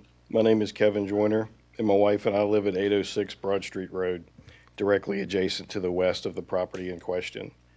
I'm strongly opposed to this application. The proposed intense development of this small parcel conflicts with both the Goochland County Comprehensive Plan and the standards for conditional use permits outlined in Section 1560 of the Code of Ordinances. First, the comprehensive plan designates this area as rural enhancement. These areas are intended to, and I quote, "exhibit a rural character with low-density residential, agricultural, forest, or other uses which are not planned for public or central utilities." These areas of the county play a significant role in the rural character of the community and should be protected from urban sprawl. While the site plan for this development notes private well and septic systems will be utilized, the feasibility and long-term adequacy of these for such a high-intensity use remains unclear. The project scale, including large parking lots, gymnasiums, sediment ponds, and phased expansion, does not reflect rural character. Developments of this magnitude are better suited to designated growth areas or locations within existing commercial infrastructure and planned public utilities, as encouraged by the comprehensive plan to preserve these rural areas. Second, this proposal fails to meet several key standards for conditional use permits as described in Section 1560 of the Goochland Code of Ordinances. Standard number 1 states the use must not be detrimental to public health, safety, morals, comfort, or general welfare. On health, the intensity could strain groundwater and septic systems, potentially impacting neighboring well and septic fields. On safety, it would generate substantial additional traffic at the already hazardous intersection of 3 Chopped and Broad Street. Sheriff's Office incident reports that my wife had via the FOIA request document existing dangers here surely are caused in part by limited sight distances. Notably, prior conditional use permits on this property routed all traffic to Broad Street to safeguard 3 Chopped Road users. Yet this plan directs even more traffic onto 3 Chopped near the intersection, heightening risks. On comfort, minimal or no buffers along the property line mean noise, activity, lighting, and views from the school will directly affect our home, destroying our eastern view shed and everyday peace. Standard 4 states the architectural appeal and functional plan must not vary so greatly from neighboring structures or district character as to depreciate property values. This proposed intensity starkly contrasts with the surrounding rural neighborhood. Standard 6 states adequate ingress and egress must be provided, prioritizing vehicular and pedestrian safety. Prior CUPs, again for this same property, were for micro businesses which had negligible traffic via the Broad Street access. Routing all school traffic onto 3 Chopped so close to the intersection at Broad Street shows inadequate consideration for safety and traffic flow. Standard 7 and Standard 9 both talk about screening. Standard 7 states off-street parking and loading must minimize noise, glare, or other effects on adjoining properties. Standard 9 states adequate screening and buffering must be provided. With little to no effective barrier adjacent to our residents, these impacts will be unavoidable. A standard in the industry for commercial properties adjacent to residential properties is typically a 35-foot wide buffer with staggered rows of trees such as Leland cypress. Phase 1 offers almost no buffer, and Phase 2 shows only insufficient fencing and a few small trees. In closing, approving this application would sandwich our home between 2 quasi-commercial properties, as well as eliminating 2 potential residential lots and consolidating them into 1 intensive commercial use. This contradicts the comprehensive plan's intent to preserve rural character along this stretch of Broad Street between Centerville and Oilville villages, and to develop thoughtfully in alignment with infrastructure. I respectfully urge the Commission to recommend denial of this conditional use permit. This location is simply not appropriate for a project of this scale. Thank you for your time and consideration. Thank you. Thank you.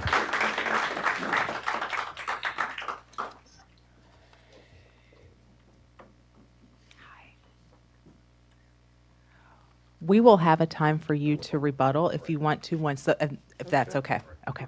Would anyone else like to speak before I close the public hearing or public comment? All right. Would the applicant like to come forward and speak again? Madam Chair, members of the Planning Commission, my name is Mark Cronenthal.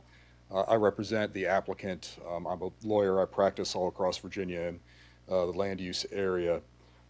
I wanted to take this opportunity very briefly, honoring your time and everyone's time, to go through just a couple items. I just want to highlight a couple items of law, sort of review standards, and a couple factual clarifications that may have been confused among some of the comments.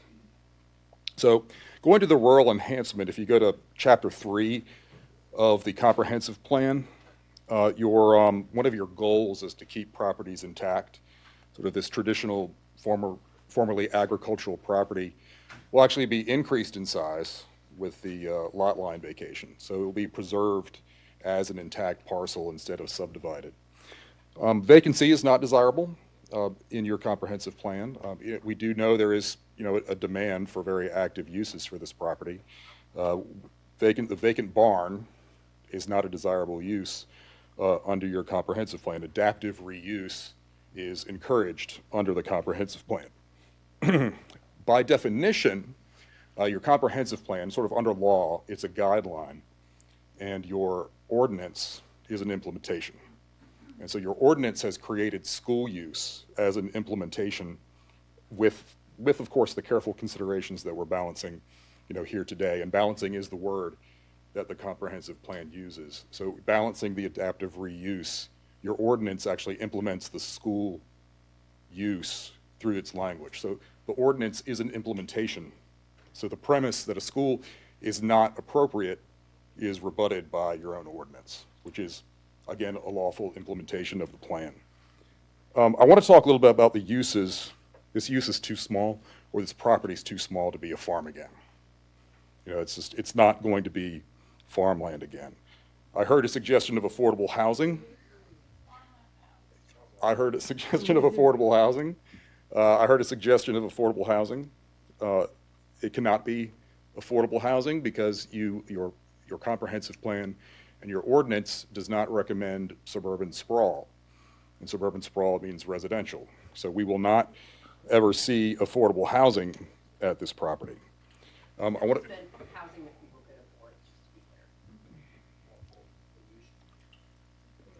Let's let the applicant speak, please. Thank you.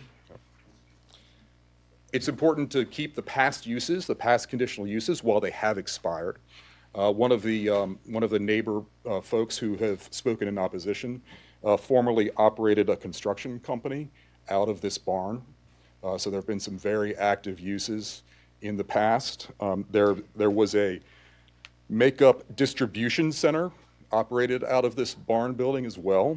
So there have indeed been some very active uses. Again, the permitted uses, you are, as the Planning Commission, you should consider the uses that are permitted under the ordinance without this open process. We've had some really robust conversations with the neighbors. A lot of them obviously still have some comments, but the robust conversation leading to a better application is the process that we're here to do. The parents have spoken tonight, and a number of the students. They weren't here just to say, that what they like about the school. They also were here and they let you know that they are residents of the county, or they have businesses here in the county. And they're nearby. They're folks who live nearby. They may not live immediately next door, but they are indeed neighbors in the district and in the area. With the traffic conflicts, we heard a comment about bikes on the weekend.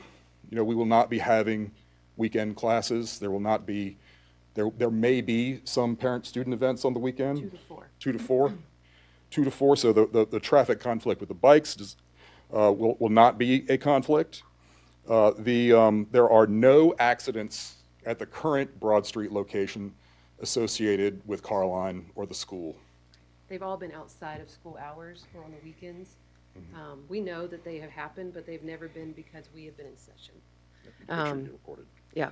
So when we have seen accidents on Broad Street, which everyone has seen that time and time again, they have never been during school hours related to pickup or drop off. Because remember, once you drop off, there is no one coming and going for safety reasons. We block off with cones. We don't want anybody in the property. And so it's important to recognize that all the traffic concerns are really speaking to a combined 16% of the day. That's what the TIA shows. Right. And so it's important to remember that a car line at drop off and pickup is a 15 to 30 minute period. So it's an aggregate, a 60-minute period during the day. And based on the traffic study, which identifies potential traffic conflicts, we have moved the pickup time so it does not conflict with the observed peak hour traffic that was observed by the traffic study. A couple other key items with respect to the drop-off time. While the maximum number of students is 125, our experience over many years is that there are more than one kid in a family, more than one student in a family. We do see a lot of carpooling, multiple children in one vehicle. Lots of 4-kid families. Yeah. So based on the current rate of sort of car sharing, at the maximum number, we'd probably see about 60 cars. We studied at full build out. At full build out, as if every child was in a separate car. But the practical impact based on the years of operation to date, are indeed, we would see a rate of about 60 cars in car line.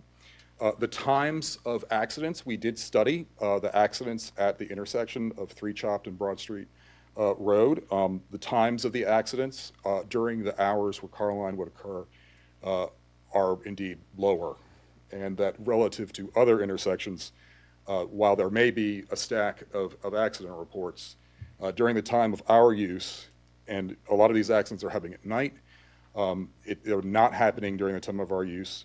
A key item as well is that in the VDOT study, as part of the traffic, the TIA, the sight distance at 3 Chopped on each way on Broad Street Road was deemed acceptable by VDOT.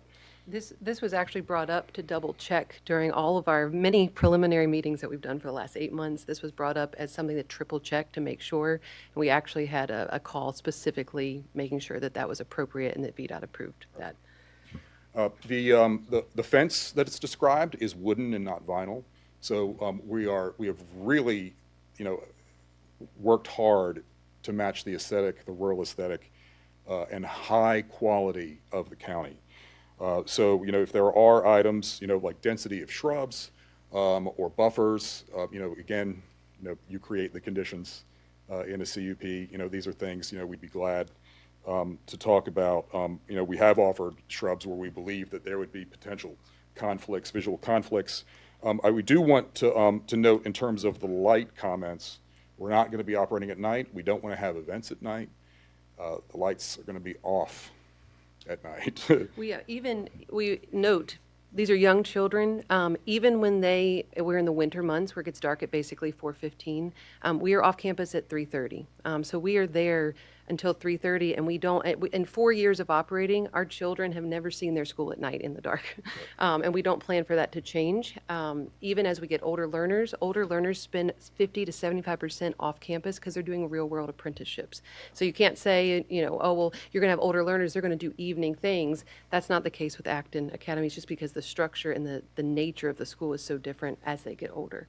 And in terms of some of the areas that are recommended by the Commonwealth for schools of certain sizes, what public schools do is not what Acton, the children, the students at Acton are getting their physical education, and their sports is happening off campus as part of different programming, individual family programming.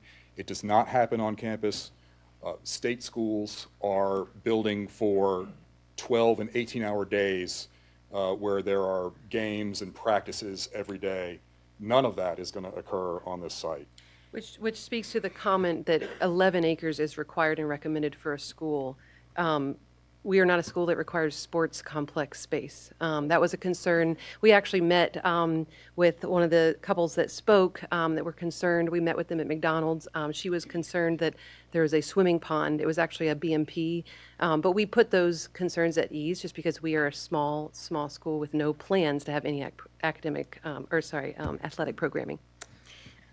And I think it's an important comment to address in terms of playing in Roundup soil. I would note that, we have identified where, areas were not farmed, that any outdoor area would be area that was not part of commercial farming. I would note that the areas that were the tilled fields and treated fields are indeed the adjacent existing residential areas. So at that I would just note that we will be avoiding any areas and doing environmental studies of our play areas. And finally, the comment with respect to locating in villages. This is a better site because you are not having pedestrian conflicts. Your village plans recommend sidewalks. You're built for sort of a different pedestrian environment. This site does not have pedestrian conflicts. These kids are being brought in a car line to the property safely inside with 15 to 30 minute periods outside of peak traffic areas. So in terms of the village concept, that's not necessarily a good one for a school that's not served by buses. I'd also just like to correct the 22,000 square foot building that has not, actually was never 22,000. We'd love to be able to afford that, we can't. But 11,500 is the change that we made after hearing the concerns. And just to reiterate, we have been told by several people in opposition, which I totally understand, that we need to be in a village. The current opportunity to build a school in Centerville, there's one piece of land, you basically have to buy half of Centerville. It's behind the gas station, behind where the fish market is. It is over $20 million. That's the opportunity currently. And as a small family with 4 young children who are building this, that's not possible. All right, we're here, the applicant is a Goochland resident, lives nearby. Many of, and most of the parents are Goochland residents or business owners. We're here to be a part of Goochland and be a good neighbor. And, I know that people fear change, and we respect that, and we absolutely love robust dialogue. But we believe that we've really been responsive to the substantive comments, the things that can be addressed and are appropriate to be addressed. So if you have any questions, we're here. We're glad to answer anything. Absolutely, again, glad for your time, and thank you for staying so late for us. Yeah. Water and septic was one of the concerns. I mean, have you had this, has the Department of Health Yes. assessed this property for septic? Yes. My husband actually had a meeting with the Department of Health last week, and it was a really productive meeting. It was encouraging. We have a low number of students, but obviously we abide by the student number of gallons per day. There's more. The soil's great. We knew it had already been perked by the owner, but it was perked again and tested for commercial at this level with the amount of children we want to grow to, and it was just fine. Okay. And so that's encouraging. And then also, we are willing to do a test. I know I forget the exact name, but we know that we can pay for testing to prove that the water situation is not a problem and won't impact neighboring people in neighboring areas. And so we're willing to do that. I think overall, as I hear concerns, we have a history of being good neighbors. We have a family that showed up just because we've been kind and our kids have been kind.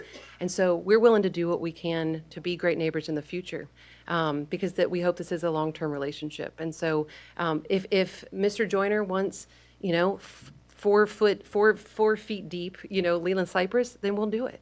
If he wants different types of plants to look at, we will do it. I mean, we're doing everything we can to be able to appease the request. And so, I thank you guys for listening, and thank you guys for taking all this into consideration.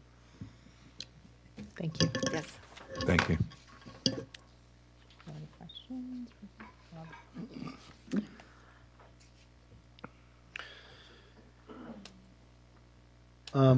Carrie.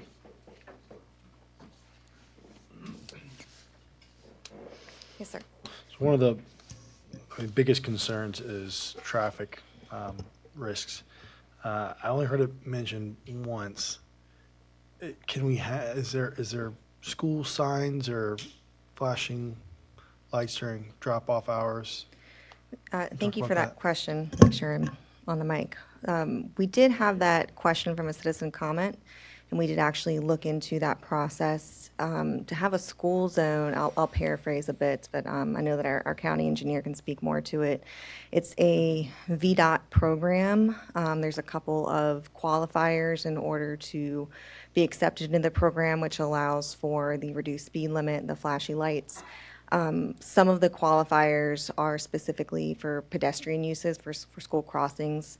Others do take into account traffic. And I'm sorry, I don't have the whole list in front of me, but we can get that for you.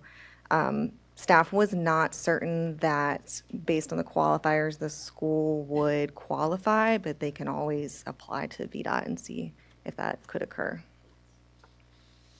So VDOT would dictate if the sign could go up or not.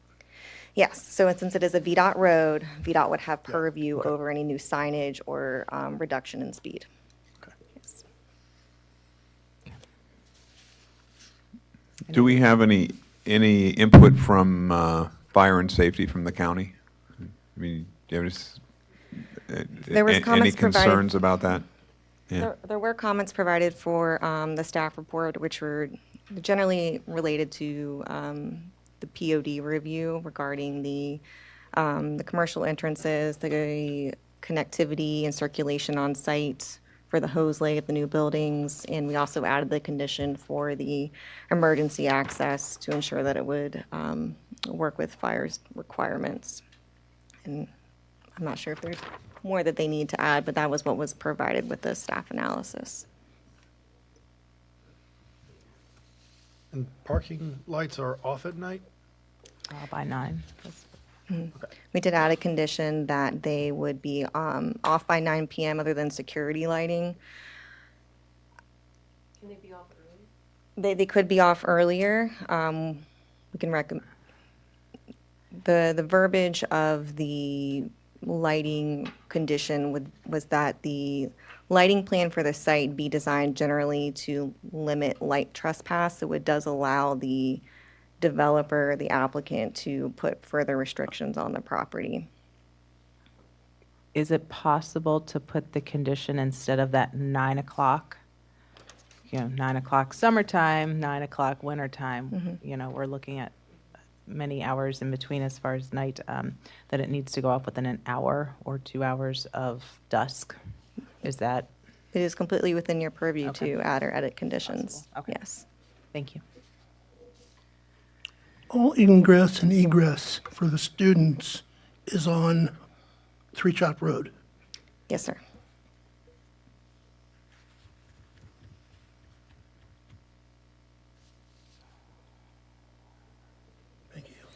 Went through, I mean, I live on Three Chopped, not there, but. Not that one.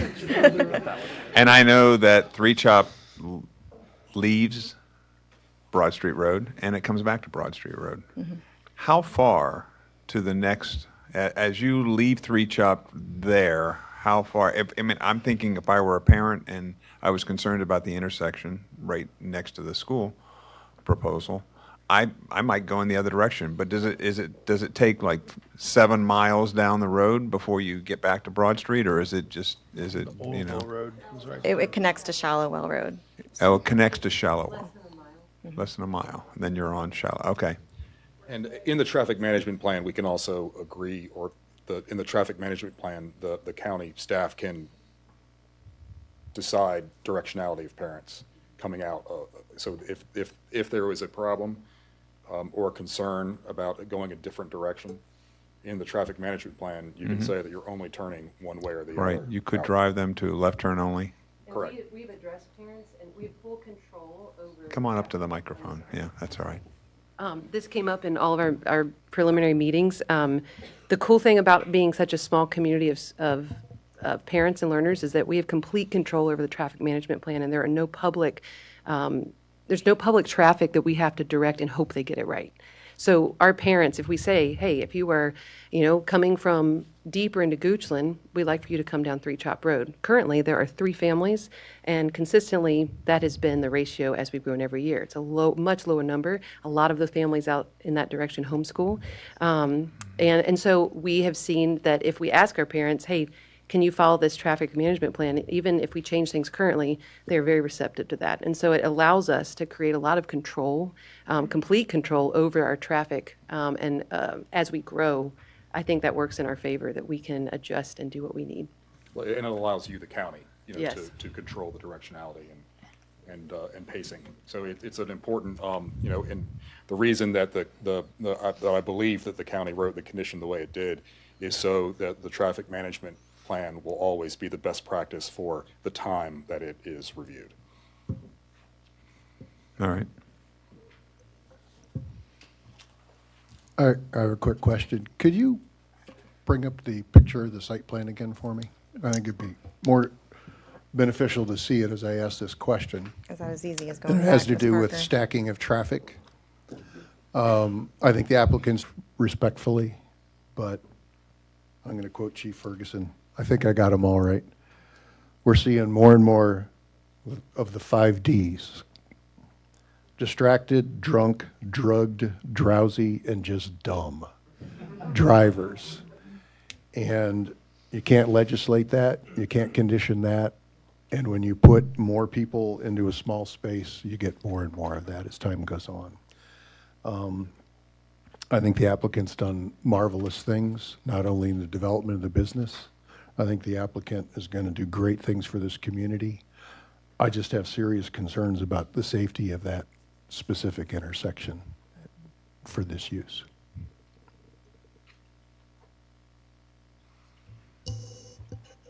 We all have concerns, but it's kind of just talk, isn't it? I mean, there's no solve of, changing those roads because those are VDOT's purviews. I think the Alsops have done a great job bending over backwards to do everything that they can possibly do, and even more, to make it as safe as possible right now. I think I'd also look at track record. Acton right now is at Shallowell and Broad. If you're familiar with it, if you're coming out of where Acton is now on Shallowell and you look to the right, there's a hill right there. I think the fact that there hasn't been an accident yet says a lot. I also know from experience, a lot of times VDOT will not lower speed limits unless there has been a deceased person on that road. So I still do have concerns that that 45 and 55 is just too slow, or I'm sorry, too fast.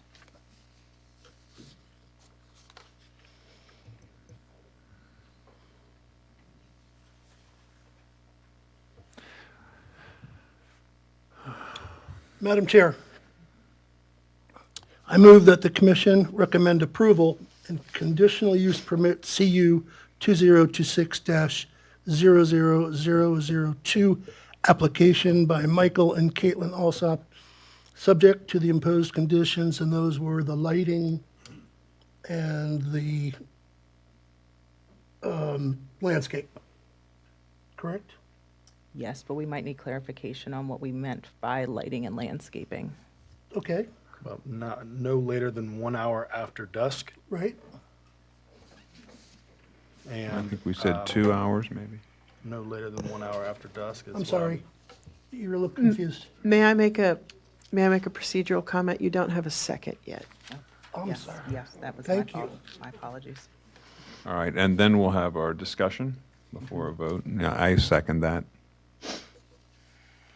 All right, now,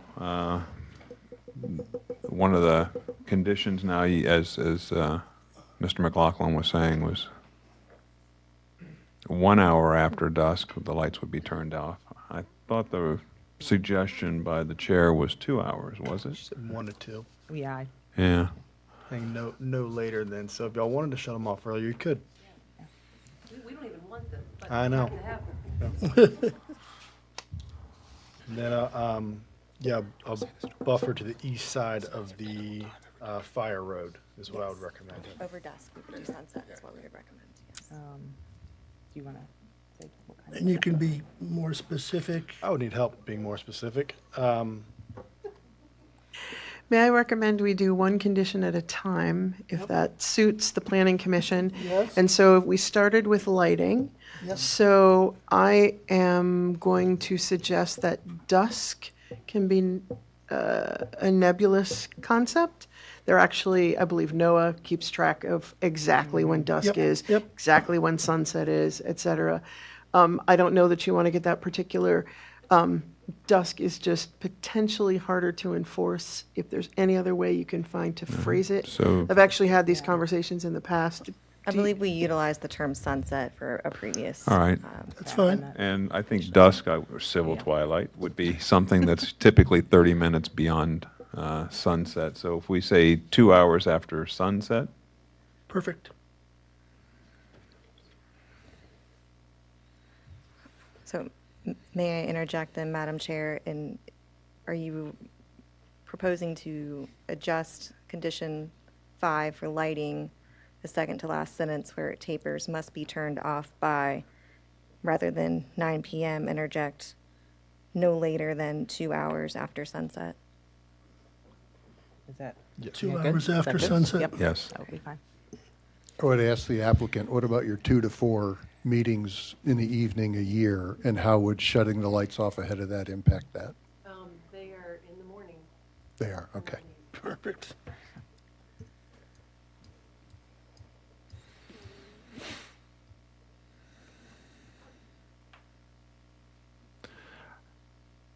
So what was the suggested change on the landscape plan? I don't really, I'm certainly not clear on that. If you, So the landscaping plan, condition 9, does reference the conceptual plan and does call out specifically the landscaping, adjacent to the tax map number, which is the Joiner's property to the west. It states as demonstrated on the conceptual plan, which when it came to POT, we would probably measure a linear measurement. And then there's a descriptor of how to fill the trees. There's not many that exist there now, and that does suggest the double row of evergreen trees. Without adjusting the concept plan on the spot, I'll nod over to our attorney and perhaps a numerical disclaimer of however many 100 feet, would that be appropriate without adjusting the concept plan? Mr. McLaughlin, you asked for are you wanting to add a location, or are you wanting to increase the density of the landscaping? Yeah, and I think there's two really to mention. To the east of the Fire Road, but also the property to the north. That's not mentioned here. So I would recommend that we add that tax map number as well.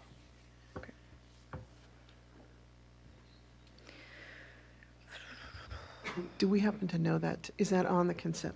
I can look. You're talking about the property to the north? Yes, sir. Mm-hmm.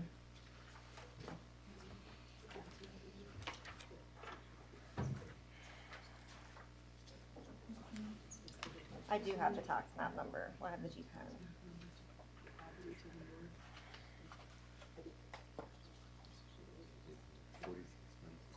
So this is the Joiner's property here.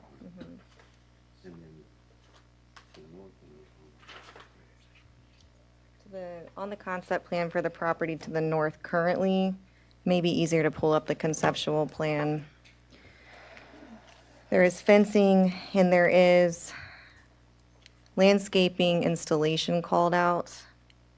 It's probably too hard to read on the screen, but it does specifically state on the concept plan, supplemental landscapings such as Leland cypress trees or other comparable non-deciduous trees and plantings with a spacing of no more than 12 feet apart in accordance with the professional nurseryman recommendations. That's what's on there right now for the property to the north.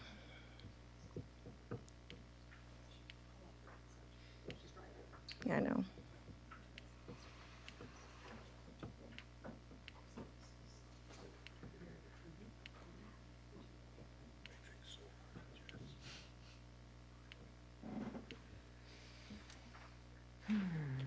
Okay, can't see it well on here, but zooming back one more. What I read to you, I'm sorry, it's off the screen, but the arrow here points to what I just stated. Okay. So what I just read is the descriptor for these added trees at the northern property line. And that's in addition to the fence, yes, sir. Do you have the tax map number? Thank you. 46.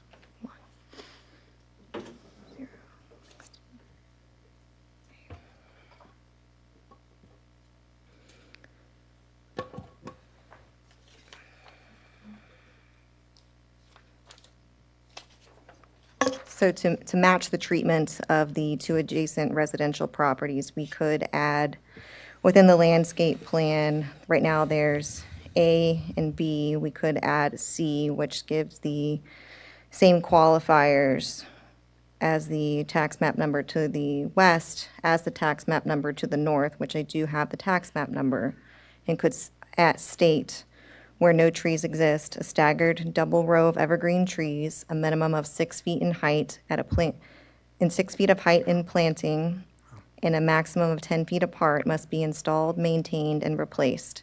If they die, become diseased, or are removed. Variations may be approved by the zoning administrator. Ms. Ragland, would you also find it acceptable, because I believe it'd be legally acceptable, unless I'm missing something, to just add the tax map number to A, so that it would be, landscaping must be installed adjacent to tax map number 461016D and 461016A? Does that work, or am I missing something? Is there a conflict because there is the qualifier for the landscaping at the north currently on the conceptual plan? Do the conditions supersede if they are more strict? You could strike that, couldn't you? Probably. So I see your point in adding a third All right. provision, letter C. Personally, I'd like to acknowledge the applicant's willingness to go to all this, make all these accommodations. I look at these buildings and I'm thinking, you know, these could be rural structures, these could be barns, these could be lots of these buildings could have been built here, and without ever coming before the zoning, the planning commission. And your willingness to work with the neighbors, I think is commendable, personally.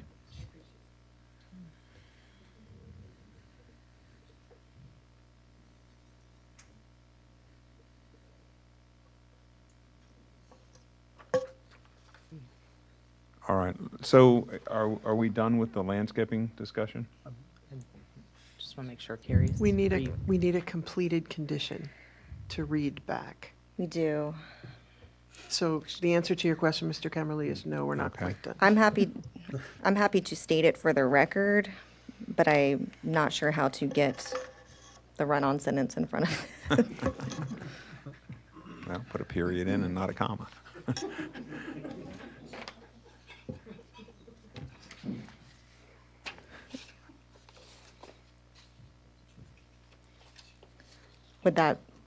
Do they need to state the condition change? If so, then I'll take a moment to jot it word for word, and I can pass that on to whoever's making the motion. Is that appropriate? Okay.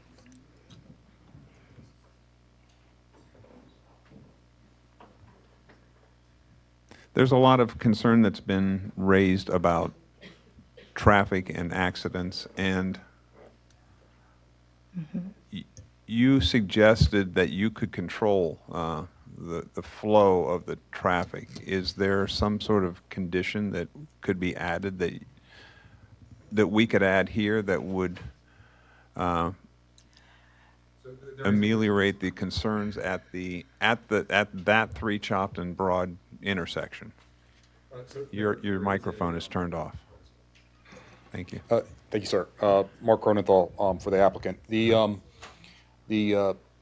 There is an existing condition that requires the traffic management plan. Right. So if there were specific concerns or directionality, you know, you could add language that said, you know, that's specifically addressing directionality for best practices. Something like that would be appropriate. Obviously, whatever you want is appropriate because it's a traffic management plan that your officials have to approve.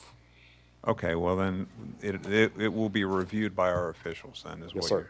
you're, okay. Yep. Okay, thank you.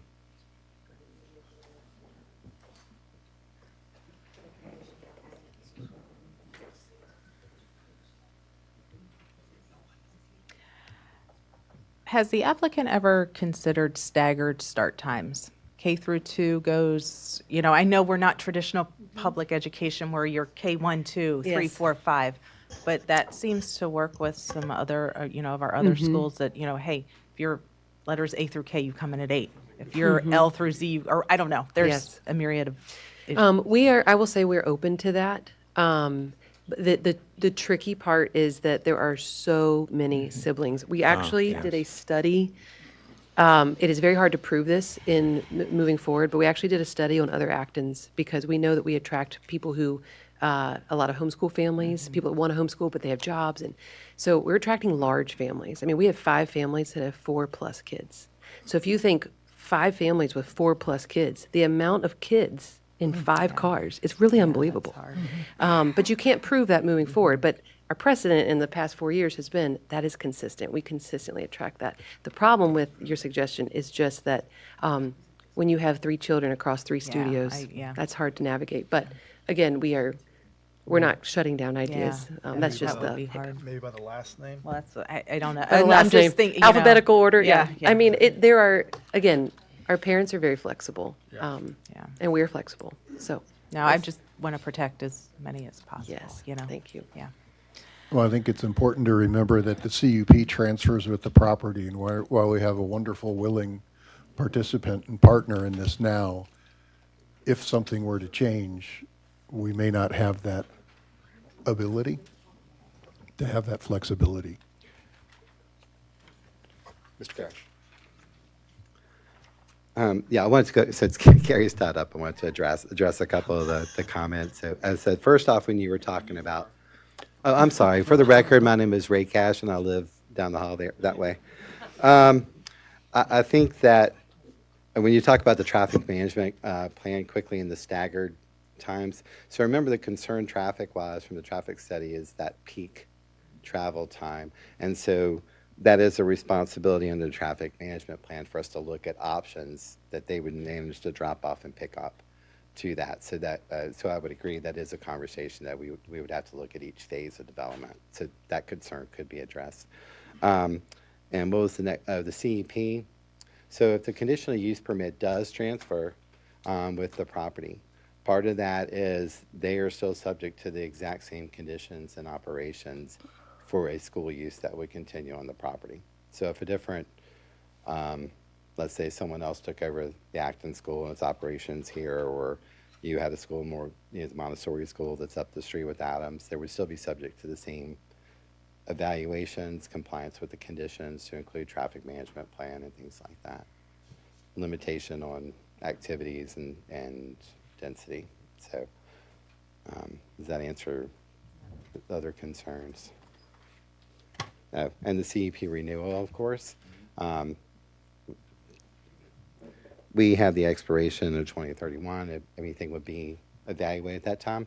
And of course, as we are complaint-based, part of the evaluation for a conditional use permit is we'd monitor its compliance over time if there is a concern. That's something this body, and as well as the board, would be able to bring forward to make them go back through the process or cease the activity. I'm just filling time while Carrie writes. You know. You have any other questions? You want me to get the step stool out and see how I look with that? Got any good jokes? Magic tricks? Oh, yeah, okay. Is it open mic night? It's getting late in the night. I need to keep the crowd entertained, keep them engaged. Nothing worse than reading stuff into the record that you're just putting in there. You ready? She'll let you know. I'll be here all night. Take requests.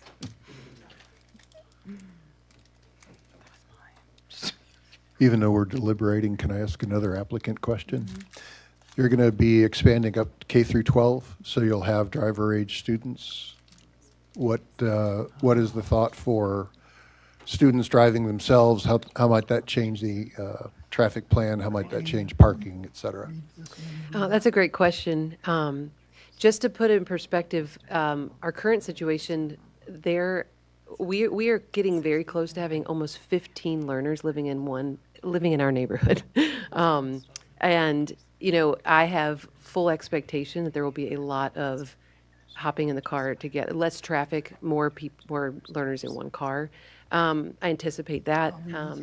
I anticipate that, these are families that are incredibly intentional. We have a lot of expectations of our children, a lot of rules surrounding what they're allowed to do. And I think there'd have to be a conversation about safety and earned freedom levels. The whole school operates on freedom levels. And so I think that driving to school would be an earned freedom level for most responsible students.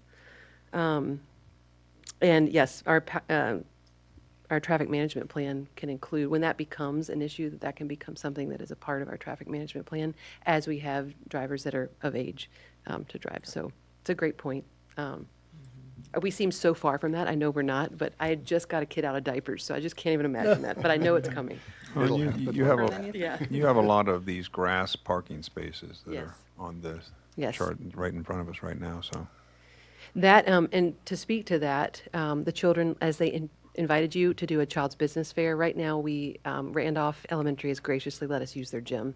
And in the future, it might be more festival style where it's outside, and that's when grandparents can come. That's one of those special events where we'd have a special permit for that one day a year to have a business fair, and that's just to be able to have parking. So that will be grass. All those green spots are just grass. It's overflow for that one day a year when we have a business fair.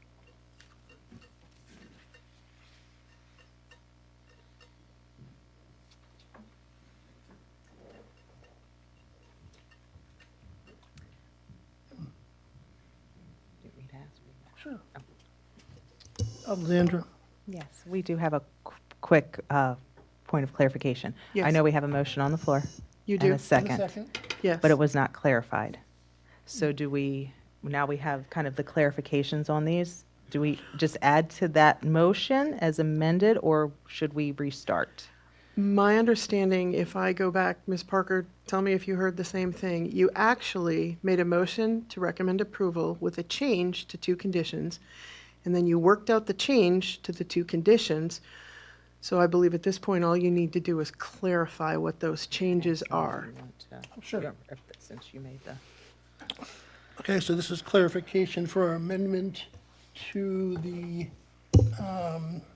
CU 2026-00002. Landscaping must be installed adjacent, TM 46-1-0-10. Yep. 16A. 16. Where no trees, you're going to have to read it. Yep. I'm sorry. I apologize. All right. Where no trees exist, a staggered double row of evergreen trees, a minimum of 6 feet in height at planting and a maximum of 10 feet apart, must be installed, maintained, and replaced if they die, become diseased, or are removed. Variations may be approved by the zoning administrator. And for clarification, that would be an amendment to condition 6 to add paragraph C, which says exactly what you just read. All right? And now you also made a change to condition number 5. Correct. Change to condition number 5 would be to remove 9 p.m. and instead add no later than 2 hours after sunset.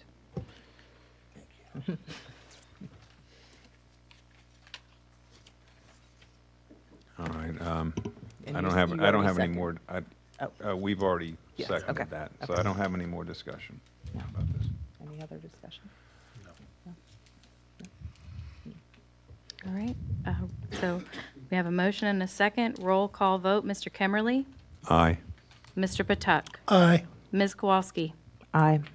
Mr. McLaughlin? Aye. Mr. Dean? As much as my heart and most of my head wants to say yes for reasons of safety at that intersection, I'm a no. The motion to recommend approval as amended passes on a 4-1 vote.